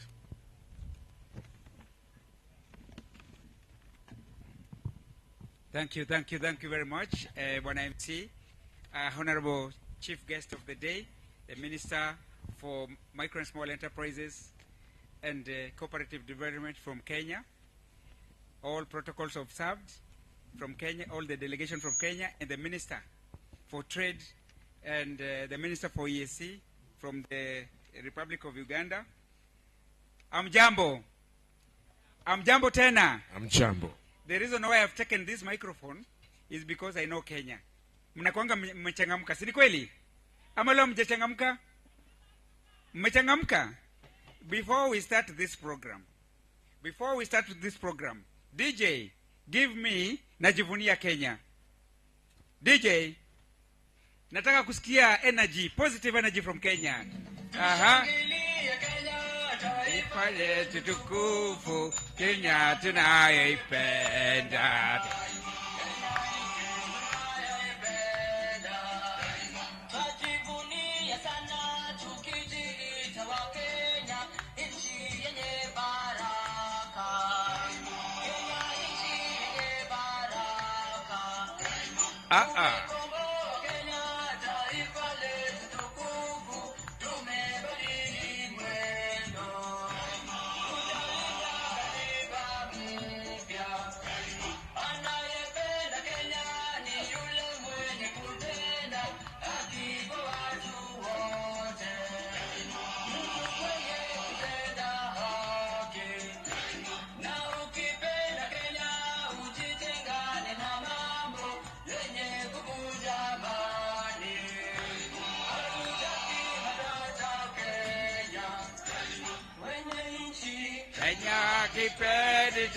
Peperusha kofia!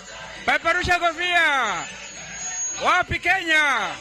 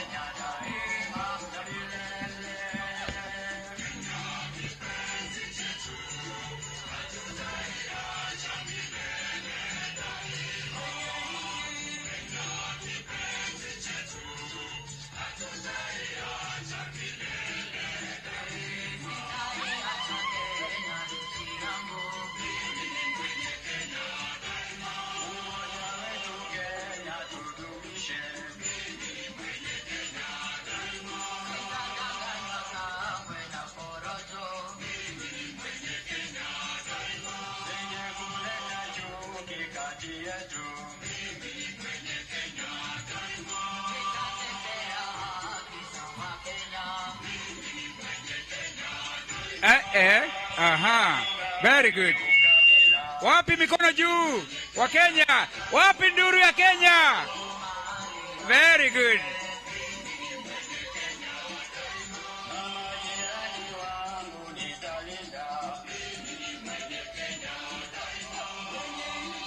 Kenya.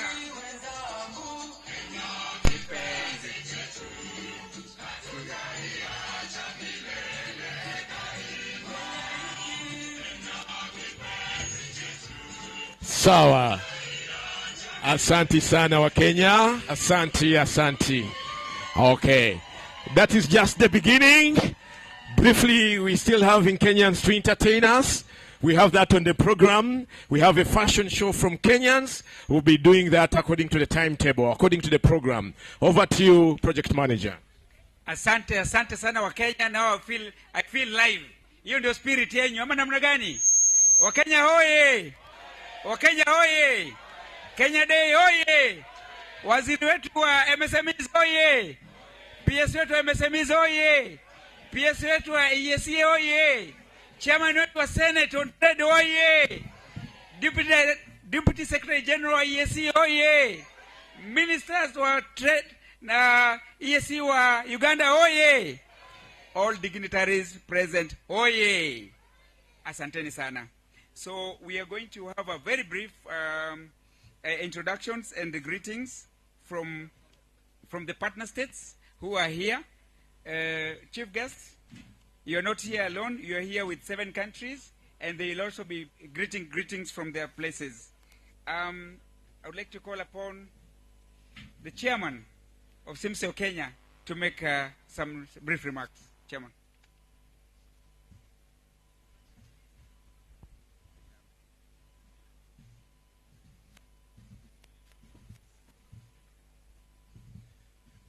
Hamjambo wananishi wa Afrika Mashariki, hamjambo tena. Mgeni mheshimiwa waziri wa mashirika na wanajasiriamali kutoka nchi Kenya, Permanent Secretary, Minister of MSC in Kenya, Minister from Uganda, PS from East African Community from Kenya, Deputy Secretary General of EAC, Chairman of the Senate, and all senators who are with us here today, and my team of SIMSEO East Africa. I would request Chairman, you raise your hand wherever you are, say greeting wherever you are, Chairman. We have Chairman for Uganda, who is also our regional treasurer, Bila Bosa. We have Jumapiri, and all protocol observed. Our chief guest today is the Kenyan Day. At the Kenyan Day, you can see how colorful it is. It is that colorful because of your effort to ensure you have facilitated them to be this expo. Heko kwa wasiri. Makofi kwa wasiri. Our chief guest, I would like to give you just a small history of this expo. This trade fair was started in 1999 by the 3 presidents. President Oyeri Kaguta Museveni wa Uganda, heko kwa President of Uganda, marehemu Raisi wa Jamhuri ya Tanzania Benjamin Mkapa, na marehemu Daniel Arap Moi. Hii initiative, it was an initiative from the private sector. To our chief guest, it is good to know that this initiative, it was from private sector. That is SIMSEO East Africa. But during the signing of the treaty, our chief guest, the presidents of the 3 countries I've mentioned were in Arusha. And then they were so surprised to see that Kenya, East African people have come together even before the signing of the treaty. So they joined us in the exhibition. It was so, I can't even imagine, because it was just a ballot paper. But Permanent Secretary of EAC that time was Mzaura. He gave us $200 to buy at least tents so that it can look a bit interesting. But after that, the president of Uganda, Yoweri Kaguta Museveni, said this trade fair should be rotational. And then he gave directive to the EAC to put this expo as a platform for the East Africa. And it is now rotational. This is the 22nd. You can see we started with about 53 people. Now we are more than 1,500. Our chief guest, we are requesting as the SIMSEO East Africa Secretariat that we should have at least, if possible, 2 expos. One for those who have graduated from micro and small enterprise to medium and large enterprise, so that we have 2 expos, so that we can be able to show the graduation of this expo, because they have graduated. Then we hand them over to East African Business Council. So we are just praying that we can have an extra expo for those already who have qualified to be medium, large entrepreneurs. Your chief guest, my request today is just to request you that you honor this occasion, and I believe there is some challenges. Those challenges could not be overcome because it was just that we are supposed to be having this expo supposed to start on 8.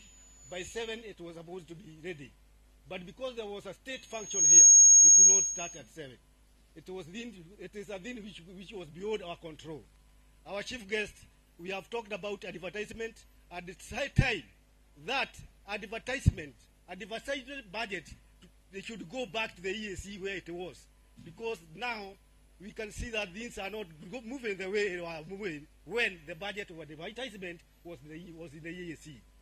Thank you very much, chief guest, and God bless you. All of you, and the protocol is back observed. God bless you. Thank you.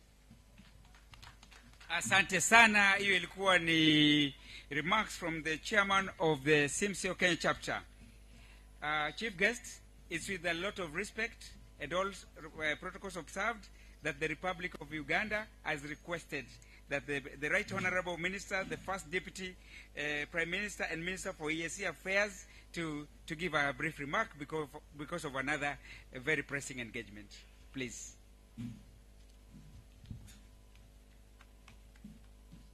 Wapi makofi ya waziri wa Uganda?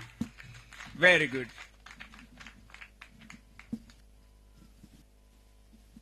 The Honorable Chelugui, Cabinet Secretary, I welcome you very, very warmly to Uganda, and I believe this is your first public engagement in Uganda since you were appointed. Congratulations, and look forward to working with you. I welcome the Governor of Western Gishu so much for taking time to come to Uganda.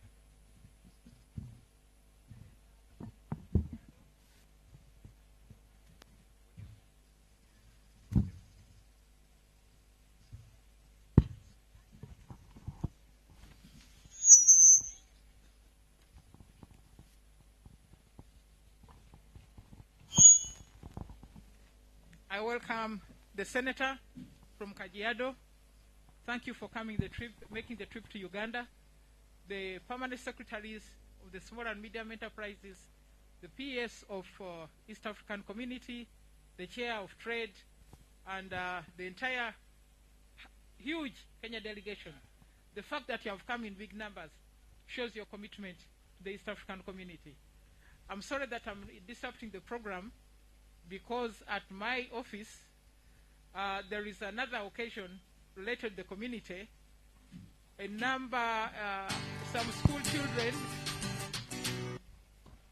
Some school children in Uganda have composed an anthem which they want to be marketed to the schools in the East African community.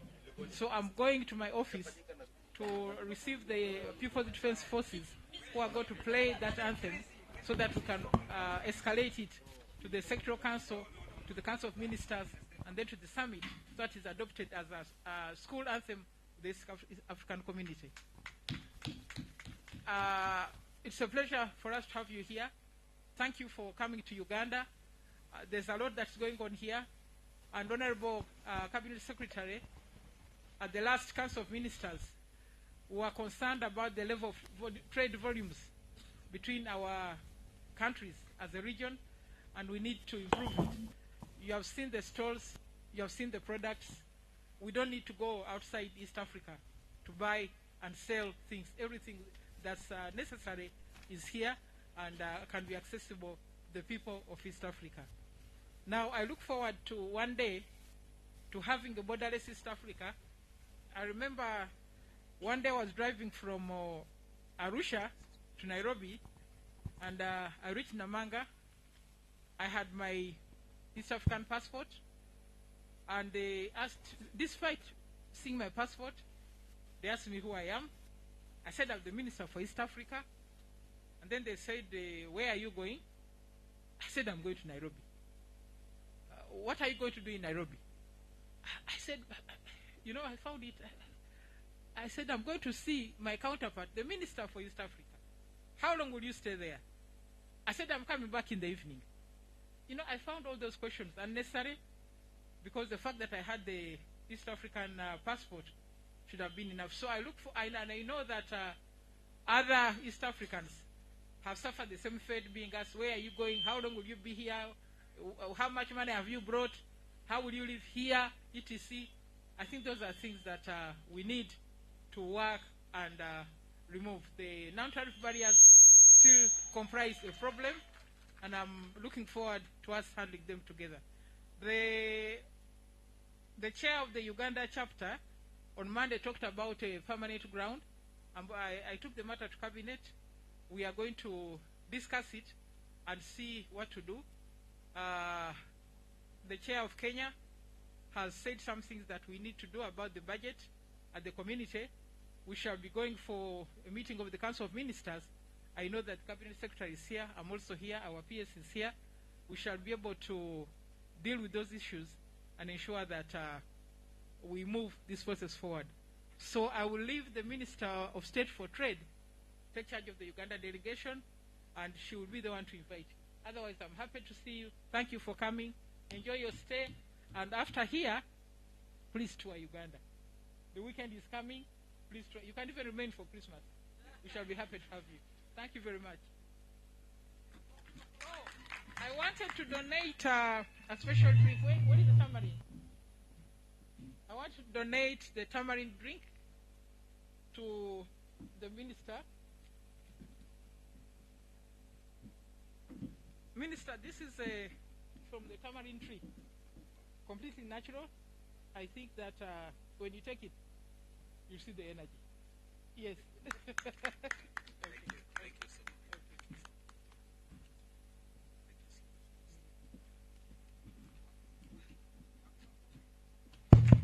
Wapi makofi, makofi. Very good. Very good. We'll give the minister a few minutes to depart.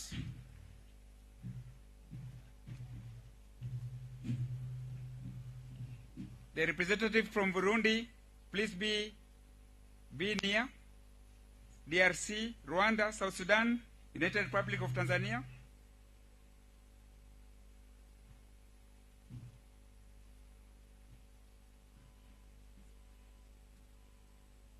Mumefurahi kusikia waziri wa Uganda? Wapi mkono ya kupunga hivi? Asanteni sana. Thank you very much. Thank you very much. It is my pleasure to call upon the representative of Burundi to bring greetings to our chief guest from the Republic of Burundi. Burundi, please.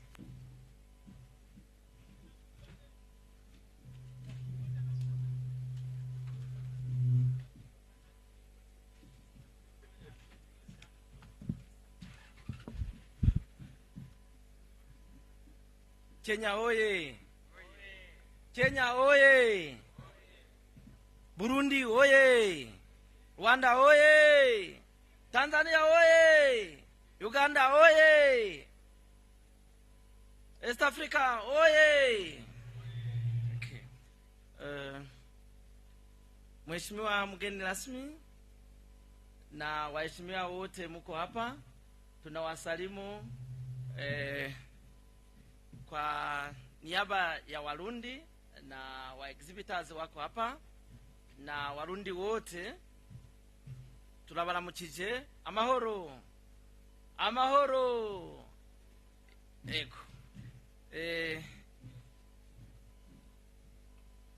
This is the greetings from Burundians to Kenya, and you know that Burundi and Kenya are both friends since a long time ago. So we are the same. Is East African community people, we are the same. Tunasema kwamba Warundi tuko sawa na Kenya na tunawasalimia na tunawaita muje Burundi kufanya kazi zenu bila shida lolote, kwa sababu sisi sote wana Afrika sawasawa, wa watu wa East Africa tuko pamoja. Asanteni sana.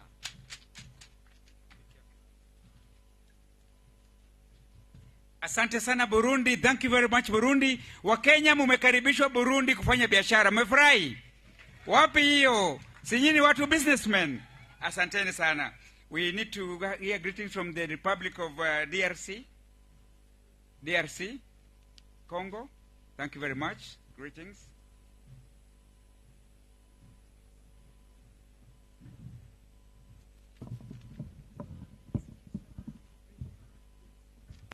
Mbote na biso. Mbote. Mheshimiwa Simon Chagui na waheshimiwa wote na wasalimu. Sisi ni wa Kongo. Hatuna ya mingi ya kuongea. Tunafurahi gizi na sisi tunaingia ku East Africa. Na gizi munatupokea, si tunafurahi sana. Na sisi wa Kongo tunawaita wote mkuje Kongo kufanya biashara. Kongo kuna biashara nyingi, mkikuja tutawapokea vizuri sana. Asante. Asante sana, asante sana. Sijui kama nimesikia vizuri, Wakenya mmeambiwa muende Kongo kuchukua gold. Ama nimesikia aje? Thank you very much. Would like to hear greetings from the representative of Rwanda, the Republic of Rwanda. Thank you very much, Nicole.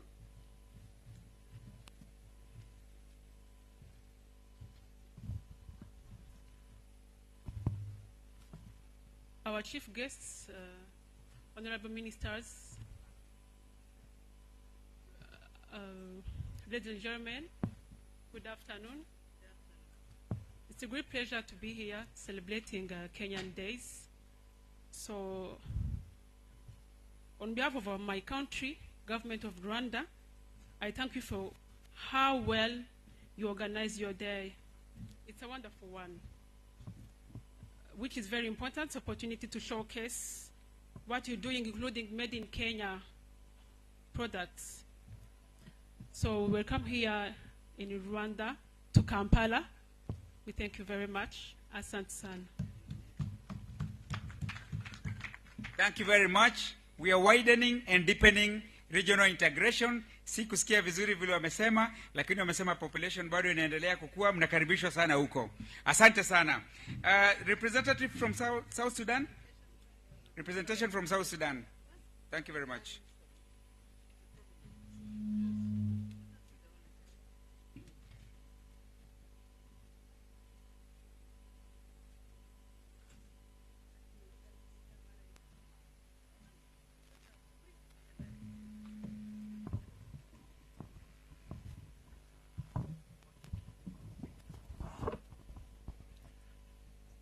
Honorable guests of honor, Minister of Cabinet Affairs, the Government of the Republic of Kenya, Honorable Minister of Trade, Republic of Uganda, Secretary General East Africa Affairs, all permanent secretaries who are here, Secretariat of East Africa Affairs, government official of Kenya, partner the state representative here with us, host country leaders of Uganda. Kenya is a second home for South Sudan during our liberation time. And now I think all countries of East Africa are second home for us. So I'm very happy to be here today to attend the Kenyan Day. And thank you very much, everybody who are around here. Thank you very much.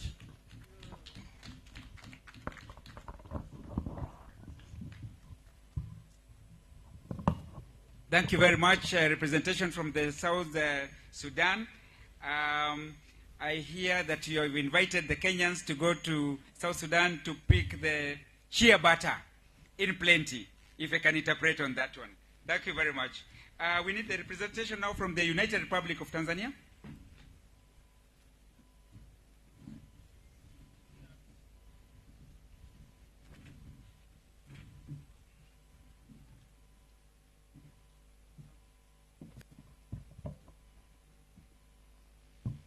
Kenya juu.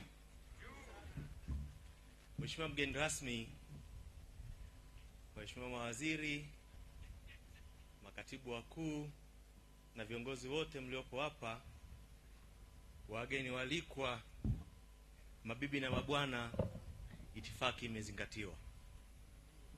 Mheshimiwa mgeni rasmi, kwa niaba ya Jamhuri ya Muungano wa Tanzania, tunapenda kutoa shukrani zetu za dhati kwa kualikwa katika siku hii ya Kenya katika maonesho haya.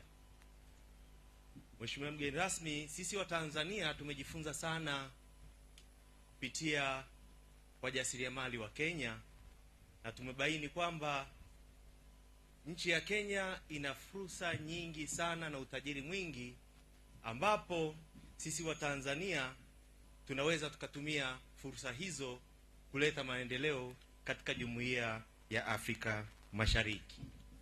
Mheshimiwa mgeni rasmi, najua fursa hizi tunazoziona hapa leo na ndiyo malengo ya kuanzishwa kwa maonesho haya. Nitumie fursa hii Mheshimiwa mgeni rasmi kuwashukuru sana kwa mwaliko huu, lakini pia tumejifunza sana, mengi sana tumejifunza kutoka Kenya na tutaendelea kujifunza kwa lengo la kuhakikisha kwamba tunaimarisha mashirikiano yaliyepo baina yetu. Mwisho kabisa, Mheshimiwa mgeni rasmi, naomba nitumie fursa hii tena kuwashukuru, lakini pia kuwakaribisha Wakenya wote kuja kufanya biashara nchini Tanzania. Karibuni sana.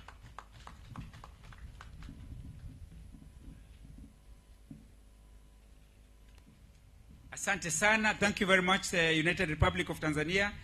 Chief guest, that comes to the end of the greetings from the partner states. Now we want to go to hear some remarks from the EAC Secretariat. EAC Secretariat, please.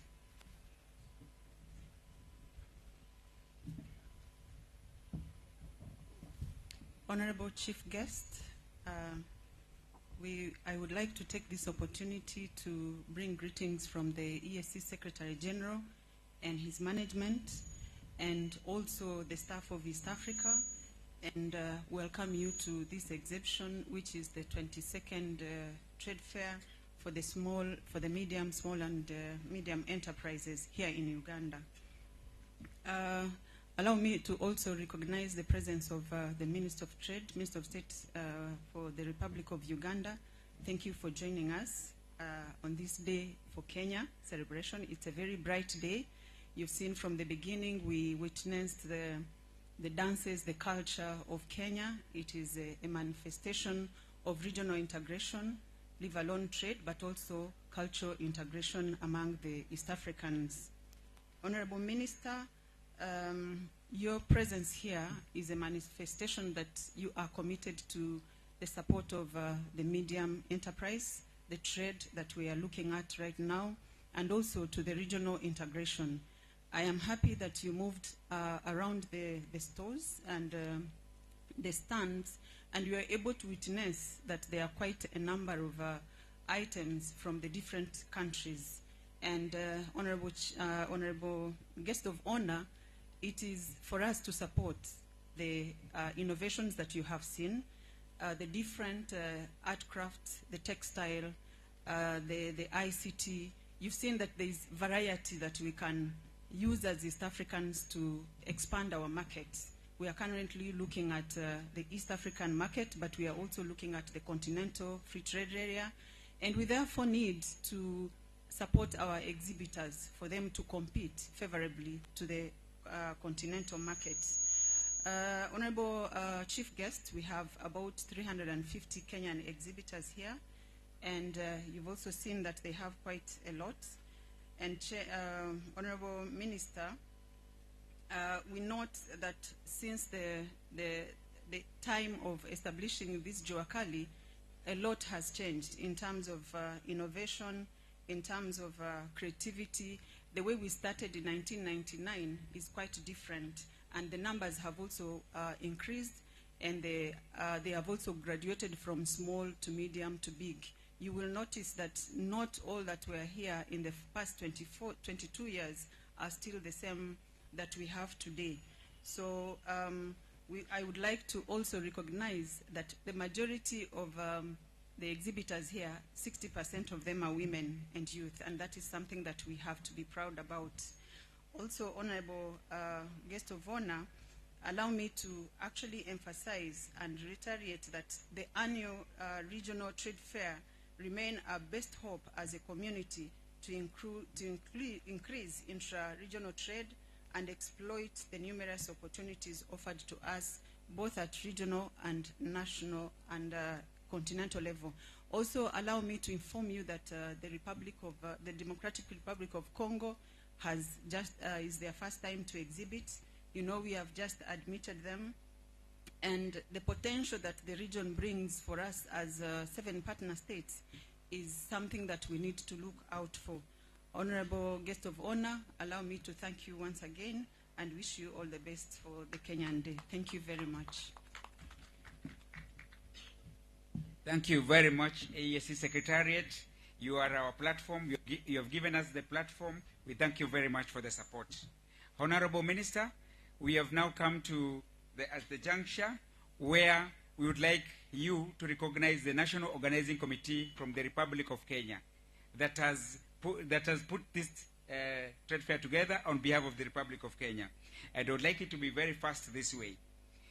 The National Organizing Committee in Kenya had 23 people, and I would like to inform you that according to the manual that we wrote, the minister himself is a national chairman of the Trade Fair Committee because it's an interagency staff, but he delegates to whoever he wanted. So for this year, the chairman of the National Organizing Committee was Henry Mwenda Rita from the Micro and Small Enterprise Authority. Wapi wakofi yake? I would request him to come in the front. I would like Flavia to come and hand over the certificate to the minister so that the minister can hand over to the national chairman. Pale mbele, please. CNN, BBC, kila mtu hapo. That's the Kenya National Chairman of the National Organizing Committee. Thank you very much. Sorry? Caro, just a minute.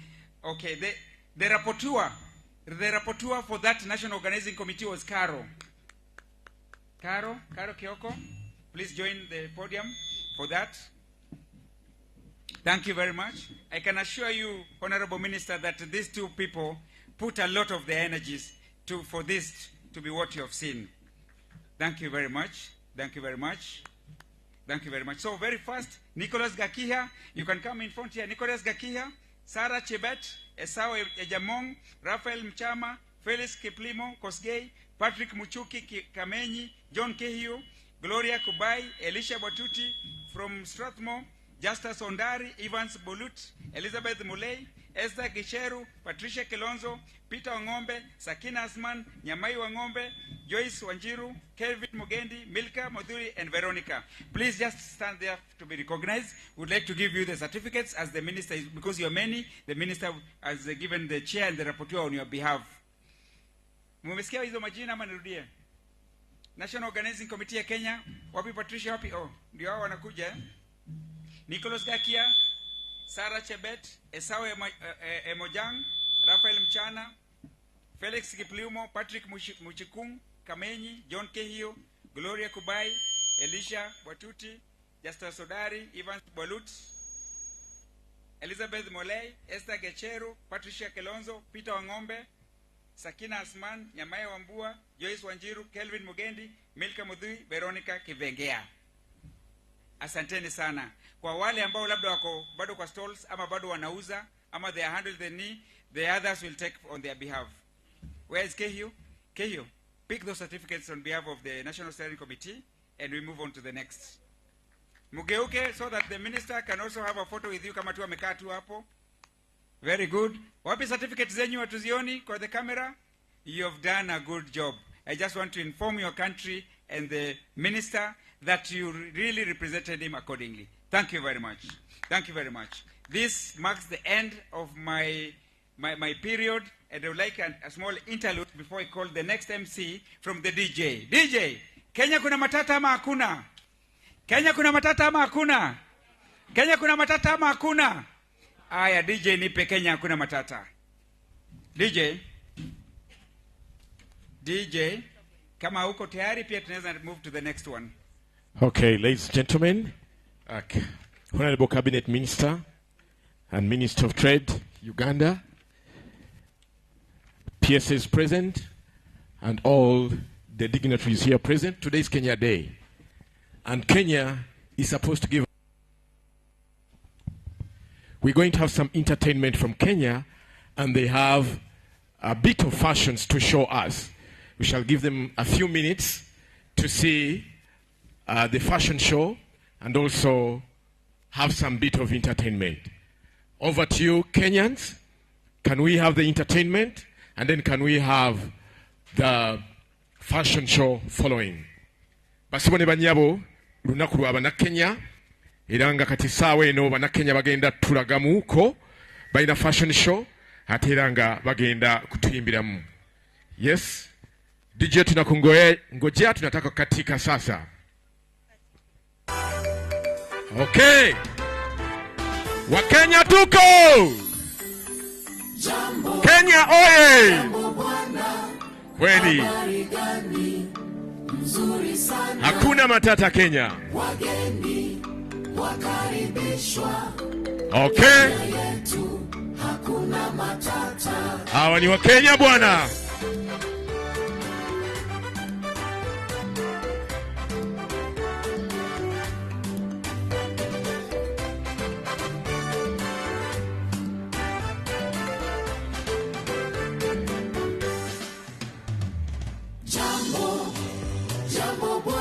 The signature tune from Kenya.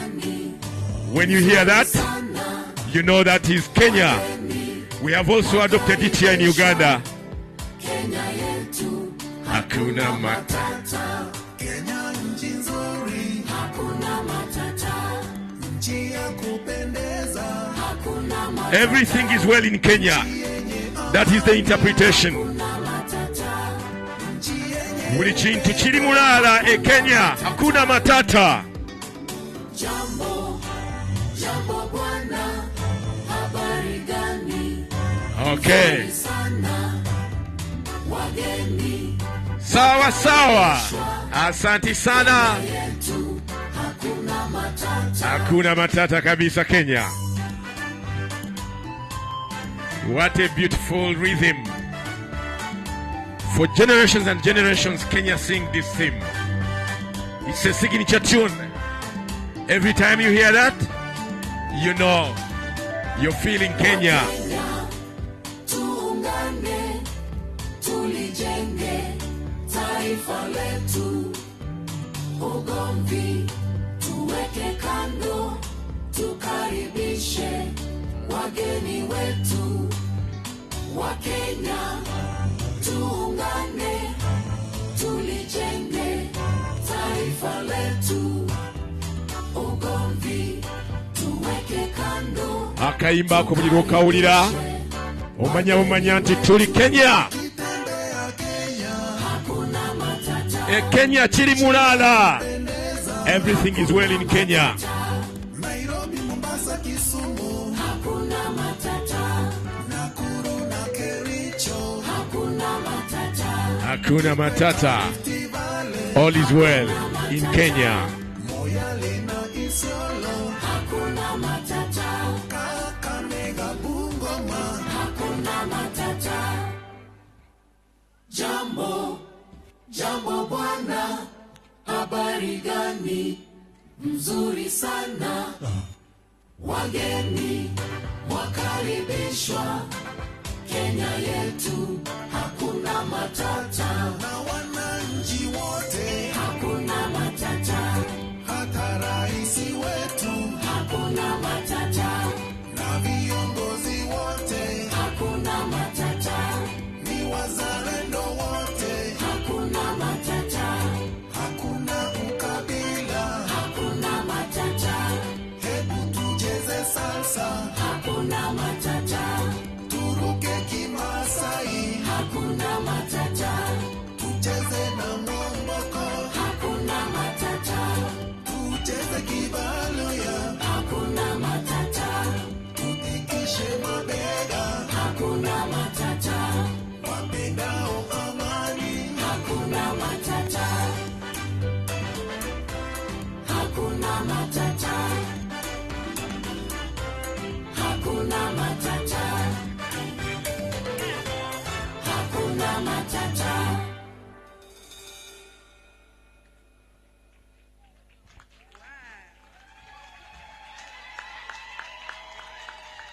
Okay, asante wa Kenya, tuwapigie makofi. Okay.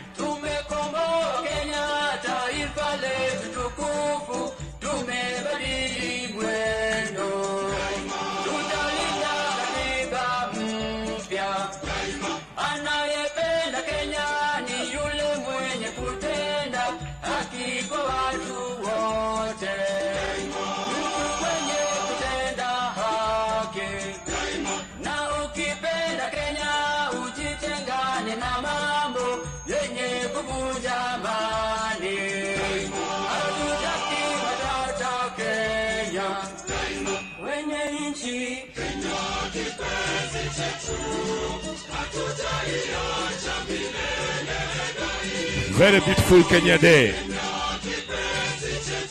Hali ya hewa ni sawa sana kabisa. Very beautiful day. Basi bone banyabo olunaku lwa Kenya.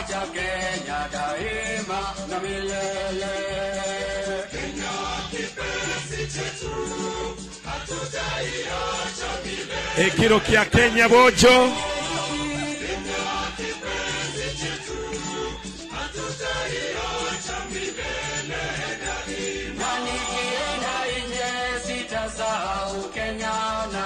Kenya daima na milele. Kenya kipenzi chetu, hatutaiacha milele daima. Kenya kipenzi chetu, hatutaiacha milele daima. Na tumeapa sote wenye nchi ya Kenya kutumikia Kenya daima na milele. Hatutaiacha milele daima. Kenya kipenzi chetu, hatutaiacha milele daima. Sitaiacha Kenya nchi yangu, mimi ni mwenye Kenya daima. Umoja wetu Kenya tudumishe, mimi ni mwenye Kenya daima. Sitadanganywa kamwe na porojo, mimi ni mwenye Kenya daima. Zenye kuleta chuki kati yetu, mimi ni mwenye Kenya daima. Nitatetea haki za Wakenya, mimi ni mwenye Sawa kabisa Kenya. wala sitakubali ukabila, mimi ni mwenye Kenya daima. Sitaharibu mali ya wengine, mimi ni mwenye Kenya daima. Na majirani wangu nitalinda, mimi ni mwenye Kenya daima. Wenye nchi wenzangu, Kenya kipenzi chetu, hatutaiacha milele daima. Kenya kipenzi chetu, hatutaiacha milele daima. Tushangilie Kenya taifa letu tukufu, Kenya tunayoipenda. Tushangilie Kenya taifa letu tukufu, Kenya tunayoipenda. Asante Kenya, asante. In the interest of time, ladies and gentlemen, thank you so much. We've seen since morning the vast and deep culture of Kenyans. We've seen the Messiahs, tumesikia Wakikuyu, tumesikia Wakamba, everything we've heard from Kenya. Thank you very much. We want now to bring you the fashion show from Kenyans. DJ Twende, tupate fashion show. Okay, here they come. How do we dress in Kenya? Tunavaa namna hivi. Tuambala tutie Kenya. Beautiful. We're gonna do this very quickly. Tuwapigie makofi fashion ya Kenya. Ndulu ziko wapi wa Kenya? Okay. Okay. So beautiful. Oh, wewe. Kweli kweli kweli kweli kweli. So beautiful from Kenya fashion. Wewe. Sawa. Looking so gorgeous. These ladies from Kenya. Bana Kenya bambala bulungi fashion tuziraba. Yeah. Woo! Makofi Nduru. Wa Kenya. Such a beautiful day. Wewe. This is typical African dressing. Ni kweli kabisa. Aha, wengine? Aya. Wewe. Thank you so much. So beautiful. Wewe. Hao wote ni wa Kenya. Ni fashoni kutoka Kenya. Tuambala cha Kenya. Aha. Wewe. Asanti, makofi ziko wapi wa jameni? Nduru wapi wa Kenya? What is it? Waganda, Warundi, Wanyarwanda, wa Congo, wa South Sudan. Munaona. Oh, beautiful. Wewe. Yes. Aha. Hava. Wewe. Tukatike bwana. Kwani hii ni Kenya? This is Kenya. Wewe. Okay. Now. Yes. Look at them. So beautiful. Ni mengi kutoka Kenya. We got a lot from Kenya. Yes. Kwa nini hatuvae nguo zetu wa jameni? Kwa nini hatuvae nguo kutoka Kenya? Wewe bwana. Aya.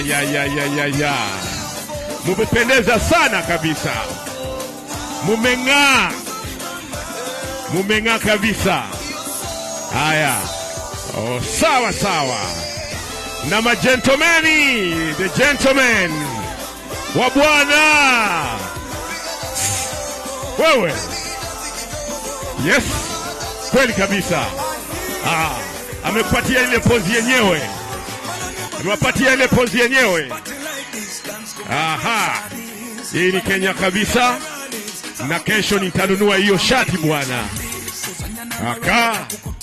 All right. So beautiful. Aha. Yes. Tukatike bana. Wewe. So beautiful. Aha. Fashion show kutoka Kenya. Wewe. Vichangi sanifu kabisa. Yes.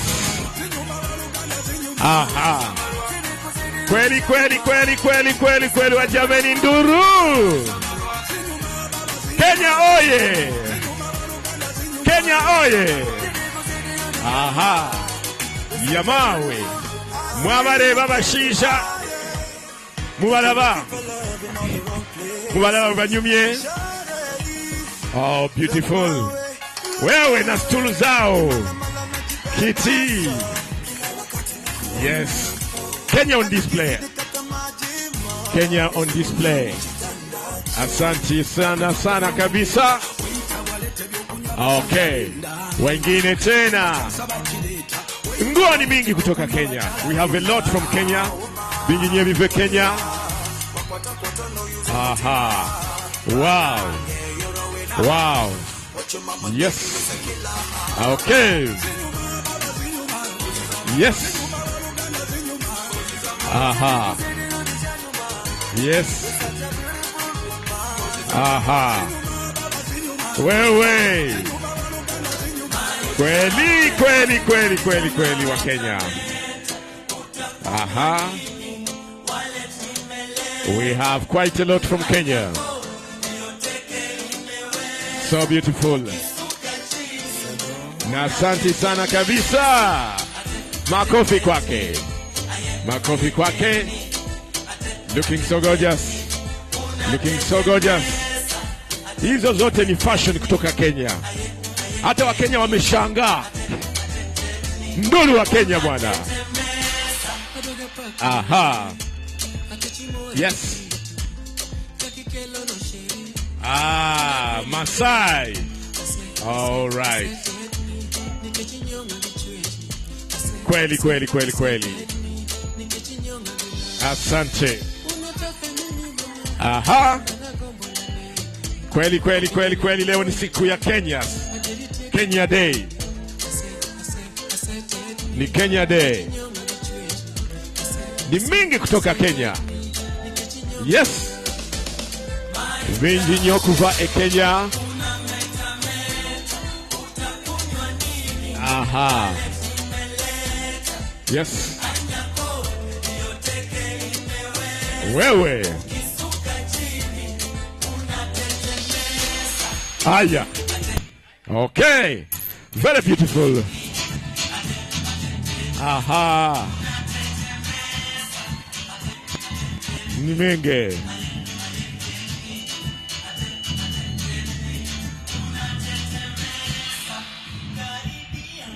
Kweli. So nice. So nice. So nice. So nice. Thank you, Kenya. Thank you, thank you, thank you, Kenya. A lot to show from Kenya. Hi, Abbas. Hi, Abbas. Hi, Abbas. Okay. Wa vijana. Mupigie makofi tena bwana. Okay.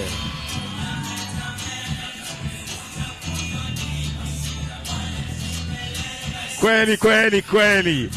Na begi ni sanifu sana. Hebu tucheze na Kenya. Aha. Hizo zote kutoka Kenya. Aha. Yamawi. Wewe. Okay. Okay. Thank you.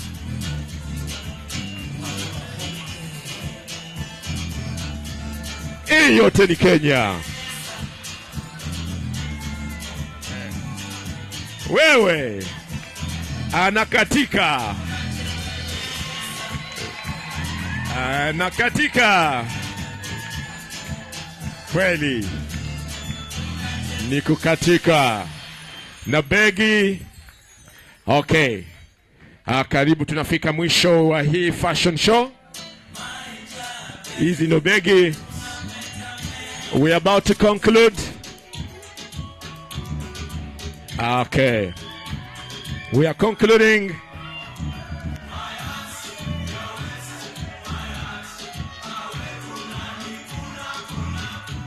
Tuwapatie makofi.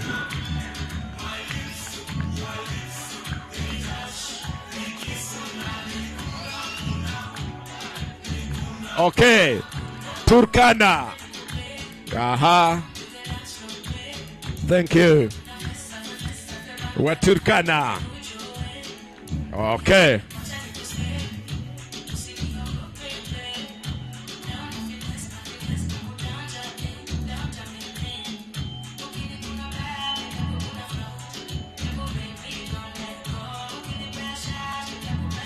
Okay, asante sana Kenya. Asante Kenya. Makofi kwao.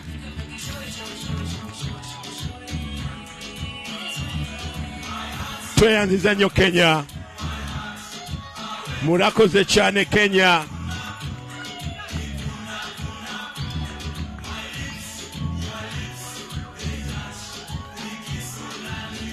Haya. Okay. Okay, asante DJ. Okay, mnasikiaji wa Kenya? Nduru wapi wa Kenya? Okay. Thank you, our guest of honor.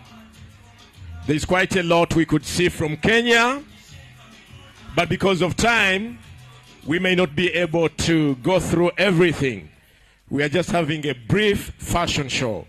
But what Kenya has just shown is simply to show that we have everything in East Africa, and we don't need to go out of East Africa to purchase anywhere else.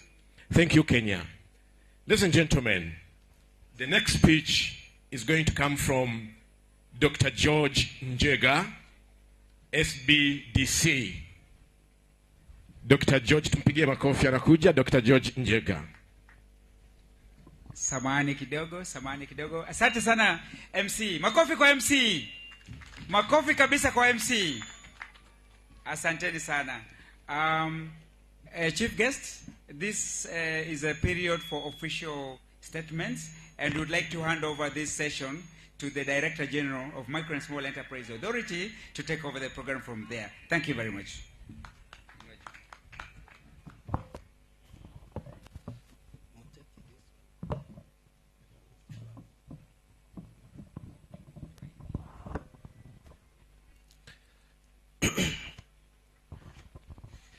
Thank you very much, Bwana Project Manager. Thank you very much, MC. Wakenya oye! Oye! Our chief guest, Waziri Mheshimiwa Simon Chelugui, His Excellency Governor Uasin Gishu, Mheshimiwa B, our principal secretary is African community, Abdi Dubat, waziri wa biashara kutoka nchi yetu Uganda, Mr. James Moreu, Chairman Micro and Small Enterprises Authority, the Chair of the Senate Committee and the senators present here, the committee in charge of trade, distinguished guests, ladies and gentlemen present, good afternoon. Hamjamboni. Bwana Chief Guest, I'll take over the program from here, and allow me, before I invite Dr. Jenga, to really thank him as a representative of Strathmore University for the immense support that they have given the MSME sector in Kenya, and the support they have given to the government initiative to support the business enterprises. For that reason, allow me to now invite my brother Dr. Jenga to make very brief remarks in light of the changing weather, and then we will proceed from there. Dr. Jenga, please. Thank you, CEO wa MSEA. Chief guest, all protocols observed. SMEs oye! SMEs oye! East African SMEs and trade integration oye! I'm so glad to work with you, Bwana CS, cooperatives na micro, small and medium enterprises, SMEs. I'm so happy to have our host here, the Trade and Industry Minister from Uganda. Asanteni MSEA kwa kutukubalia tufanye kazi pamoja. Kazi yetu ni kuunganisha SMEs. Kazi yetu ni kufanya SMEs wawe na ile ishara ya kulinda biashara katika nchi ya Kenya kwanza, na ndio tuko hapa Kenya leo, na kulinda biashara East Africa. All the fashions must come from here. All our foods must come from here, healthy foods. We must put them into international standards. Lazima ziwe ambazo tunaweza peleka kwa nchi mbalimbali. That is our job, to support MSEA, to support the government, to work with the government, to make sure that in the next 3 to 5 years, we must change that number of international trade within the East African community, but also between the East African community and the United States of America and Europe and China and every part of the world. And that is why we came in, because we are going to put in the technology, the research, the digitization, the quality assurance, the policies necessary together with the government, kufanya hiyo isababike. Na washukuru sana SMEs, mubarikiwe sana, na our chief guest, thank you so much for being here.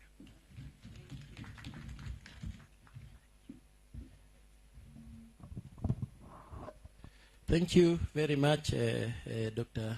Dr. Jenga, for those remarks. Bwana CS, allow me, before making my remarks, to just recognize a few of the key stakeholders that are here, that are really supporting us, and that have really supported this activity. I will request them to just stand up and wave, because we cannot have success in such an event without the multiple stakeholders that are here.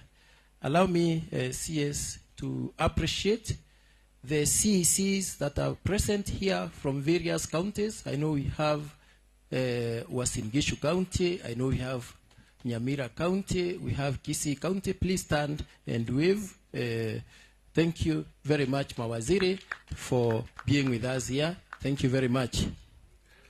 Allow me, CS, to also appreciate the support and partnership that we've had with the Kenya National Chamber of Commerce, as represented by the acting CEO here, Bwana Nyangweso. Asante sana, na uhusiano huo tunaomba uendelee. Allow me, CS, to also appreciate the presence and the support that we've been having with various state departments and corporations that have been supporting the small business agenda in the country. They, again, will just stand and wave in the interest of time. But from a financing angle, we have a strong partnership with the Kenya Industry Estate, represented by the Managing Director, Dr. Narikai here. We have the Youth Enterprise Development Fund. Mr. Muthendi, the CEO, is here. We have the Women Enterprise Fund. Dr. Engineer Mwirigi is present. Thank you very much. We have Uwezo Fund, and we have my brother Peter Lengopiani here. Asanteni sana. CS, that team appreciates your leadership, and we will support fully the objectives that we want to achieve under the Kenya Kwanza government. CS, we have many other state departments, government officers who are present, who I may not call by name, but I also want them to feel appreciated. In particular, CS, the team that I lead in the Micro and Small Enterprise Authority has done a tremendous job from when we started this planning. Please allow me to just mention and appreciate them, including those who have been in the National Organizing Committee. CS, this event is coordinated by the National Organizing Committee that has been recognized here. Allow me to really appreciate their contribution, because without the private sector and the public sector representation, we wouldn't say that we'll have success in this event. Just to appreciate and recognize CS, that the Ministry of East African Community in the country, I know the PS will later make his remarks, but has really been at the forefront in supporting us in the initiatives that we've been having of promoting export or exportability of MSME products across the country. Asante sana, Katibu, ukirudi kule peleka shukrani zetu. I want to make 3 or 4 comments. Bwana CS, this is your day, so that we can proceed. First is really to express my gratitude to the chair of the authority that has been coordinating this, my chairman, Mr. James Mureu, and the board members who are here that you will later recognize. Thank you so much for the support that we have received. And we know that we wouldn't be here, and these stakeholders will not be here without your support. It gives me great pleasure to make an observation that by supporting product exhibition and services exhibition in this forum, we are living the true vision, not just of the Kenya Kwanza government, of promoting the economy through the bottom up, where the MSMEs are, but the greater vision of regional integration through economic integration of the East African Community member states sector players. We really appreciate this, Bwana CS, because we are talking of a market of slightly above 300 million players. And what we are trying to do here is to ensure that we mainstream the key players, wanabiashara wandogo wandogo ambao walio hapa waweze kupenya katika biashara ambayo iko na watu zaidi ya milioni 300. We are happy that this is happening not just at the start of the 5-year term of the Kenya Kwanza government, but also at the very early stages of the opening of 1.3 million market under the African Continental Free Trade Area. It could not have come at a better time. Na tunashukuru sana. 1.3 billion. A market of 1.3 billion is not a joke. And I think we shouldn't be celebrating that this particular fair is happening at the start of that. Waziri, you have gone round, you've seen for yourself. You've seen the exciting products from the 7 partner states. You've seen the great works from South Sudan, from the DRC, the youngest baby from Kenya, Burundi, Rwanda, Uganda, Tanzania, every player that is here, and you can see the exciting innovation and creativity that these members have. I want to really pass my appreciation and congratulations to the member states. CS, this being Kenya Day, I think it is the right forum to appreciate some of the great things that the Kenyan President, His Excellency William Ruto, has done for the small business sector, because unless we appreciate the small steps, we may not realize when we become the giants that we aspire to be. We recently launched the Hustler Fund. And Waziri, I saw you smiling when you saw that logo there. We want to assure you that we believe that through the Hustler Fund, the struggles and some of the problems we have faced in trying to promote the exportability of our products will be a thing of the past. I am talking about product development support. I am talking about trade finance. We want to be able to take the money from the Hustler Fund, invest it both locally and regionally, and be able to repay back, because that is how it shall be sustainable, and that is how we shall develop. We really want to convey our position to the President for that reason. Secondly, Bwana CS, the MSME sector in Kenya appreciates your leadership towards improving the quality of the products from Kenya. Anyone who was with us last year in Mwanza will appreciate that the products we have here are a step higher than where we were, and want to assure you that through the so many support and facilitative infrastructures that the government has put in place, we will improve on our products.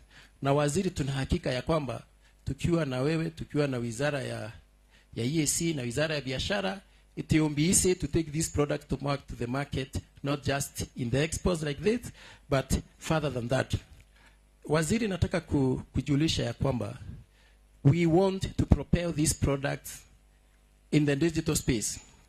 We have a platform that is capturing all the products that are here, and you'll be seeing them because we want to support marketing of these products online as an authority in support of the technology-enabled economy that the President has so well spoken about.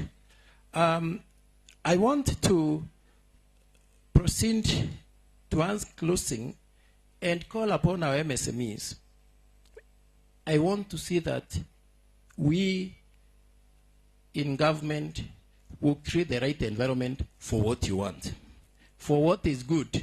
But we also want to challenge you to take advantage of them. Take advantage of the Hustler Fund, take advantage of the industrial development centers, take advantage of the common use and manufacturing facilities that the government has put in place so that we can improve the products. And that is why really I was appreciating the support of Strathmore University, because the small business development centers that Dr. Jenga spoke about here, who are really assisting us in that. I want to appreciate other partners, the USAID, the EAC, who are working with us to improve these products. But us as a sector, we must be ready to benefit from that. Ukizunguka kwa viwanda hapa, waziri, utaona wengine wanacheka, wanatabasamu, wengine wananuna, kwa sababu saa zingine biashara haijakuwa tamu kama vile ambavyo tungetarajia. Ama ni aje wanabiashara? Kwa sababu soko saa zingine huwa na changamoto hapa na pale. Lakini nataka kuwaomba wajasiriamali walio hapa, tujue ya kwamba leo kunanyesha, kesho kuna jua, kuna mchana, kuna usiku. Mwanabiashara asife moyo hata kukiwa na zile changamoto ndogo ndogo. Because for us to be sustainable, we must be prepared for the rainy day and for the sunny day, for the dark day and for the bright day. And that is why CS, we will also work within the structures in the ministry to strengthen our support to these MSMEs. We might be considering what other support can be given to the exhibitors who come to these countries. This year we have promised to take their products now to the online marketing platform that we have, but we will do more because we know the problems that they are facing, so that even if you don't sell much in a fair like this, you still have your product being marketed through the digital platforms that we will create. Finally, I want to thank the senators who honored our invitation to be here, and the governors who have also supported this initiative. That partnership is a sustainable way of doing things, and we will continue in that direction.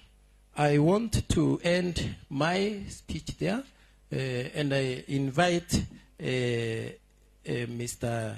James Moreu, our chairperson, to introduce the other board members, to make his brief remarks, and invite the Kenyan High Commissioner to also make his remarks before we can proceed. Thank you, Bwana Chairman. Karibu sana. Asante Bwana CEO, wanajumuiya wa Afrika Mashariki, amjambo. Amjambo tena. Yangu itakuwa machache. Waziri wetu wa cooperatives na micro and small enterprises, katibu wa affairs, mawaziri, senators na viongozi wa tabaka mbalimbali, amjambo. Hitifaki zote zikizingatiwa, waziri, ningelitaka kwanza kusema leo ni siku ya furaha kwa wananchi wote wa Jumuiya la Afrika Mashariki, hasa ukiangalia kongamano hili, hata kama vile Director General amesema, kati ya hawa wananchi kuna biashara bado inaendelea. Wanabadilishana mawazo, wanabadilishana mambo ambayo wanaweza endelesha. Kwa hivyo si jambo la bure, ni jambo la watu kujuana na kufurahiana na kukumbuka kwamba hii ni kongamano. Niwakumbushe pia kwamba umoja wetu kama jumuiya ndio nguvu yetu. Na kwa leo mimi na furaha nikiona ile picha ambayo waanzilishi wa hii kongamano la Jumuiya la Afrika Mashariki, maono aliyokuwa nayo Julius Kabarage Nyerere, Milton Obote na marehemu Jomo Kenyatta walipoanzisha hii jumuiya. Naona leo wanapo tuangalia, wanaona tunaendelea sambamba ipasavyo. Nataka kusema pia hii soko imeongezeka na kila siku tunazidi kufurahia kuwepo kwa DRC, Democratic Republic of Congo, ambayo tunaipa kipaumbele, ni mtoto wetu mchanga. Naomba nchi zote za jumuiya ziwashike mbavu, ziwashike vizuri, tuwasaidie kwa mawazo, kwa kubadilishana mawazo, ili pia waweze kujumuika na hii jumuiya yetu na tukaweza kujiinua sote, kwa sababu sasa tukiwa na yapasa watu milioni 300 ni soko ya kutosha na ambayo inatufurahisha sote. Kwa hivyo msife moyo mkiona leo hakuna wageni wa kutosha, soko bado ni kubwa na tutazidi kuinuana. La mwisho, waziri Chelugui, kuna picha nimeona ikitembea hapa na nimeambia kijana asiende mbali, akuje hapa niweze kukununulia zawadi ya Christmas mapema, ili na yeye aende anunulie jamii yake. Kwa Kwanza nampa pesa zake. Hizo. Nilikuwa nisha negotiate, mimi ni mfanyabiashara. Na nikukabidhi sasa hii picha. Na pia nikija kukabidhi waziri, unaona hivi vitu. Unaona hizi curtain reels zinatengezewa hapa Kenya. Na huyu mwenye kuzitengeza yuko hapa tu. Na anafanya kazi mzuri. Ningelipenda tumuunge mkono kusudi wakati tunafanya zile nyumba za jumuiya tuweze kupata order zake. Hii ni quality mzuri kuliko ile nilileta kutoka China ya nyumba yangu. Nashukuru sana. Asante sana waziri.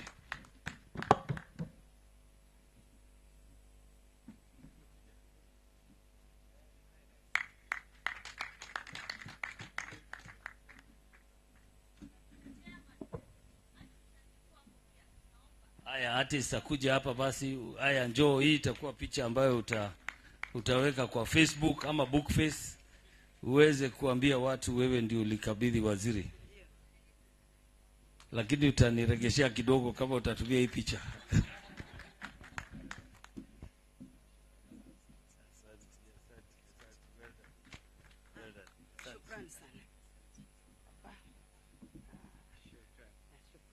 Asante sana, asante waziri, umepata zawadi na mkumbuke sasa waziri uko hapa, muendelee kuleta zawadi kwa wengi.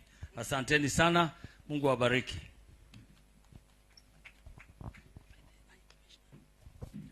Sasa nichukue jukumu hili kumwalika balozi wetu wa Kenya, Major General Owino, ambaye amefanya kazi mzuri sana. Balozi, tunakupongeza kwa sababu umetusimamia vizuri. Pongezi za dhati kutoka kwetu. Asante sana. Asante sana bwana mwenyekiti.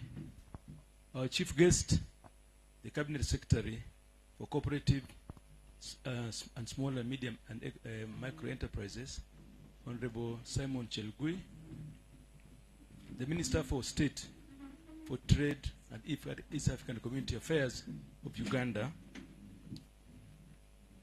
the Principal Secretary for EAC Affairs Kenya, and I also want to mention the Principal Secretary for Trade and Small and Medium Enterprises, who have just stepped out for a meeting, representatives of governments, our visiting senators, citizens of the EAC, our distinguished exhibitors. Amjambo. Good afternoon. Chief guest, I think this is a special day and within a special week. It has been a very interesting week kuona kwamba wananchi wa Jumuiya ya Afrika Mashariki wanafata muundo wa viongozi wetu ambao walituambia there must be integration. We were told it since 1999 when our heads of state brought up this idea, and we can see where we are today. It is a very, very exciting. I think, Chief Guest, from what we've seen today, there is absolutely no reason why East African community should not only trade with itself before it trades with anybody else. Because mambo tumeona hapa ni the things that we need on a daily basis as human beings. We are not talking about aircrafts, we are not talking about cars, we are talking about shoes, we are talking about the clothes you have seen here. Talked about medicine, about food, and anything that you actually use on a day-to-day basis. Tumeziona hapa. Kwa hivyo sijui kwa nini tutaenda to import kitu kutoka China, kutoka Uingereza, kutoka wapi kabla tujamaliza ambaye tuko nazo hapa. So I think that should be encouraged, and I'm glad that there's a platform for that. I think that should be encouraged so that these traders are to meet. We can see now that the people-to-people engagement is actually stronger than government-to-government engagement, and that really should be encouraged so that our innovators, our traders trade with each other. Africa is not trading with itself. Africa is trading with itself only about 14-15%. And I think East African region could be the starting point in Africa to trade with itself more. And this trade will start with these individuals who are producing goods that we need on a day-to-day basis.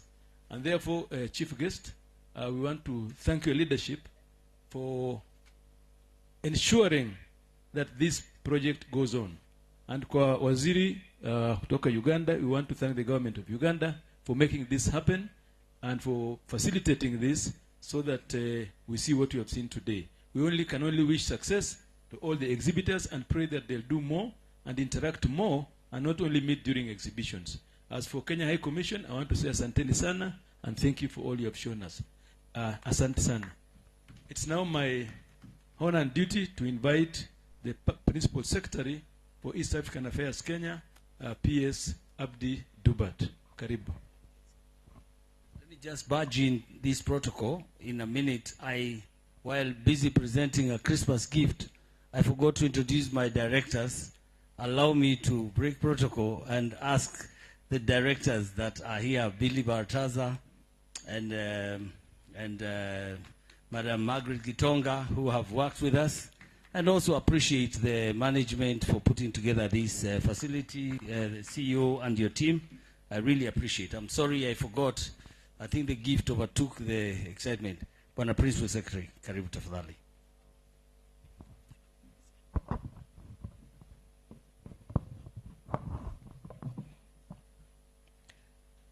Guest of honor, Cabinet Secretary, Ministry of Cooperatives, MSMEs, Republic of Kenya, Honorable Simon Chelegui, Madam Waziri, Minister of State for Trade, Republic of Uganda,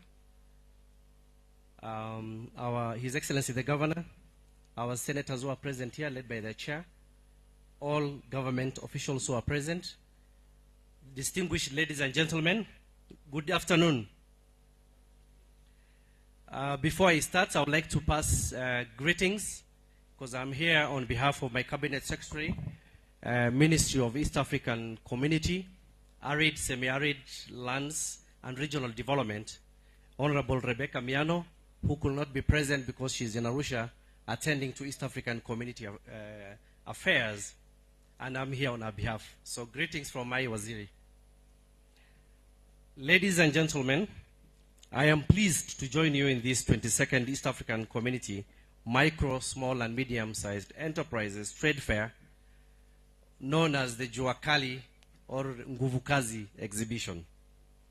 I would like to thank the Republic of Uganda for hosting the trade fair and the East African Community Secretariat for coordinating this event.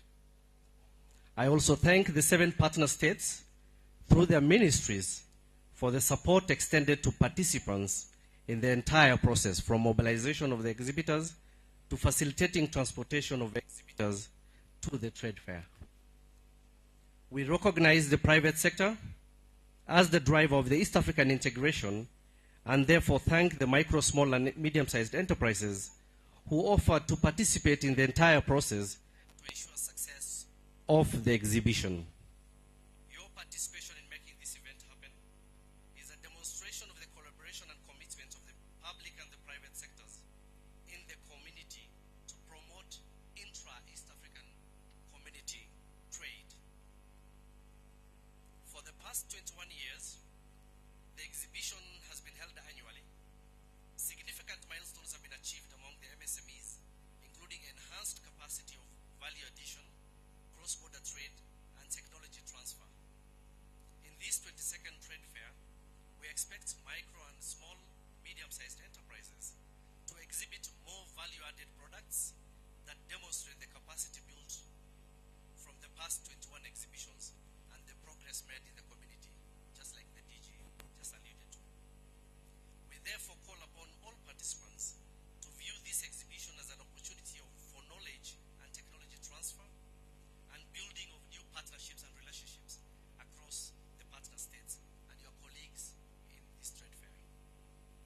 MSMEs represent about 90% of the total number of all businesses in the region and provide millions of jobs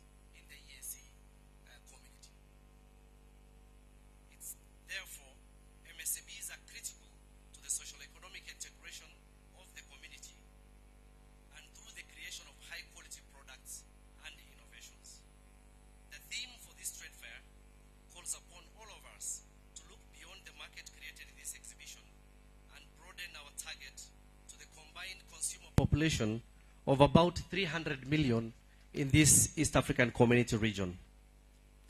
Last but not least, you are urged to familiarize with the trade facilitation measures and interventions provided in the community to improve your participation in the regional and continental markets. I wish you a successful exhibition, and as we proceed to the festive season, I wish all the exhibitors and the participants in this trade fair a happy Christmas and a New Year. Before I invite the chief of guests, the guest of honor for the day, allow me to invite Madam Waziri, Minister of State for Trade, to make a few remarks. Karibu Waziri.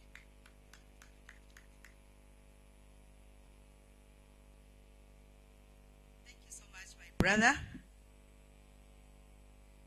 I am so excited to be having such a congregation and such a wonderful function hosted in my country, where I'm serving as the Minister of Trade, Industry and Cooperatives, more especially in charge of trade. Congratulations. On the other note, I want to welcome my colleague, Waziri, kutoka kwa Republic of Kenya, and my neighbor, our immediate neighbor, whom we've always talked the same language, ate the same food, drank the same water, and shared the same women and men. Congratulations.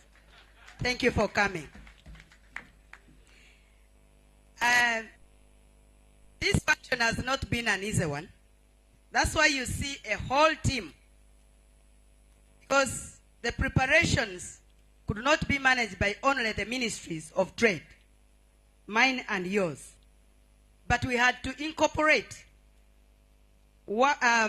partners from other ministries, departments, and agencies to make sure that this function takes place. I want to appreciate the Ministry of East African Community, which brought the idea. I want to appreciate our presidents, who brought the idea, where the East African started from Uganda, Kenya, and Tanzania. That's why you see me putting on Uganda, Kenya, and Tanzania. It's a symbol of the unity, the thought, the dream that started with our three forefathers, the presidents of the Republic of Uganda, of Kenya, and of Tanzania. Now we widened and incorporated Burundi and Rwanda. Now we've bear the other babies, two babies, South Sudan and the Democratic Republic of Kenya. I mean, of Congo. You see, Kenya now is the point.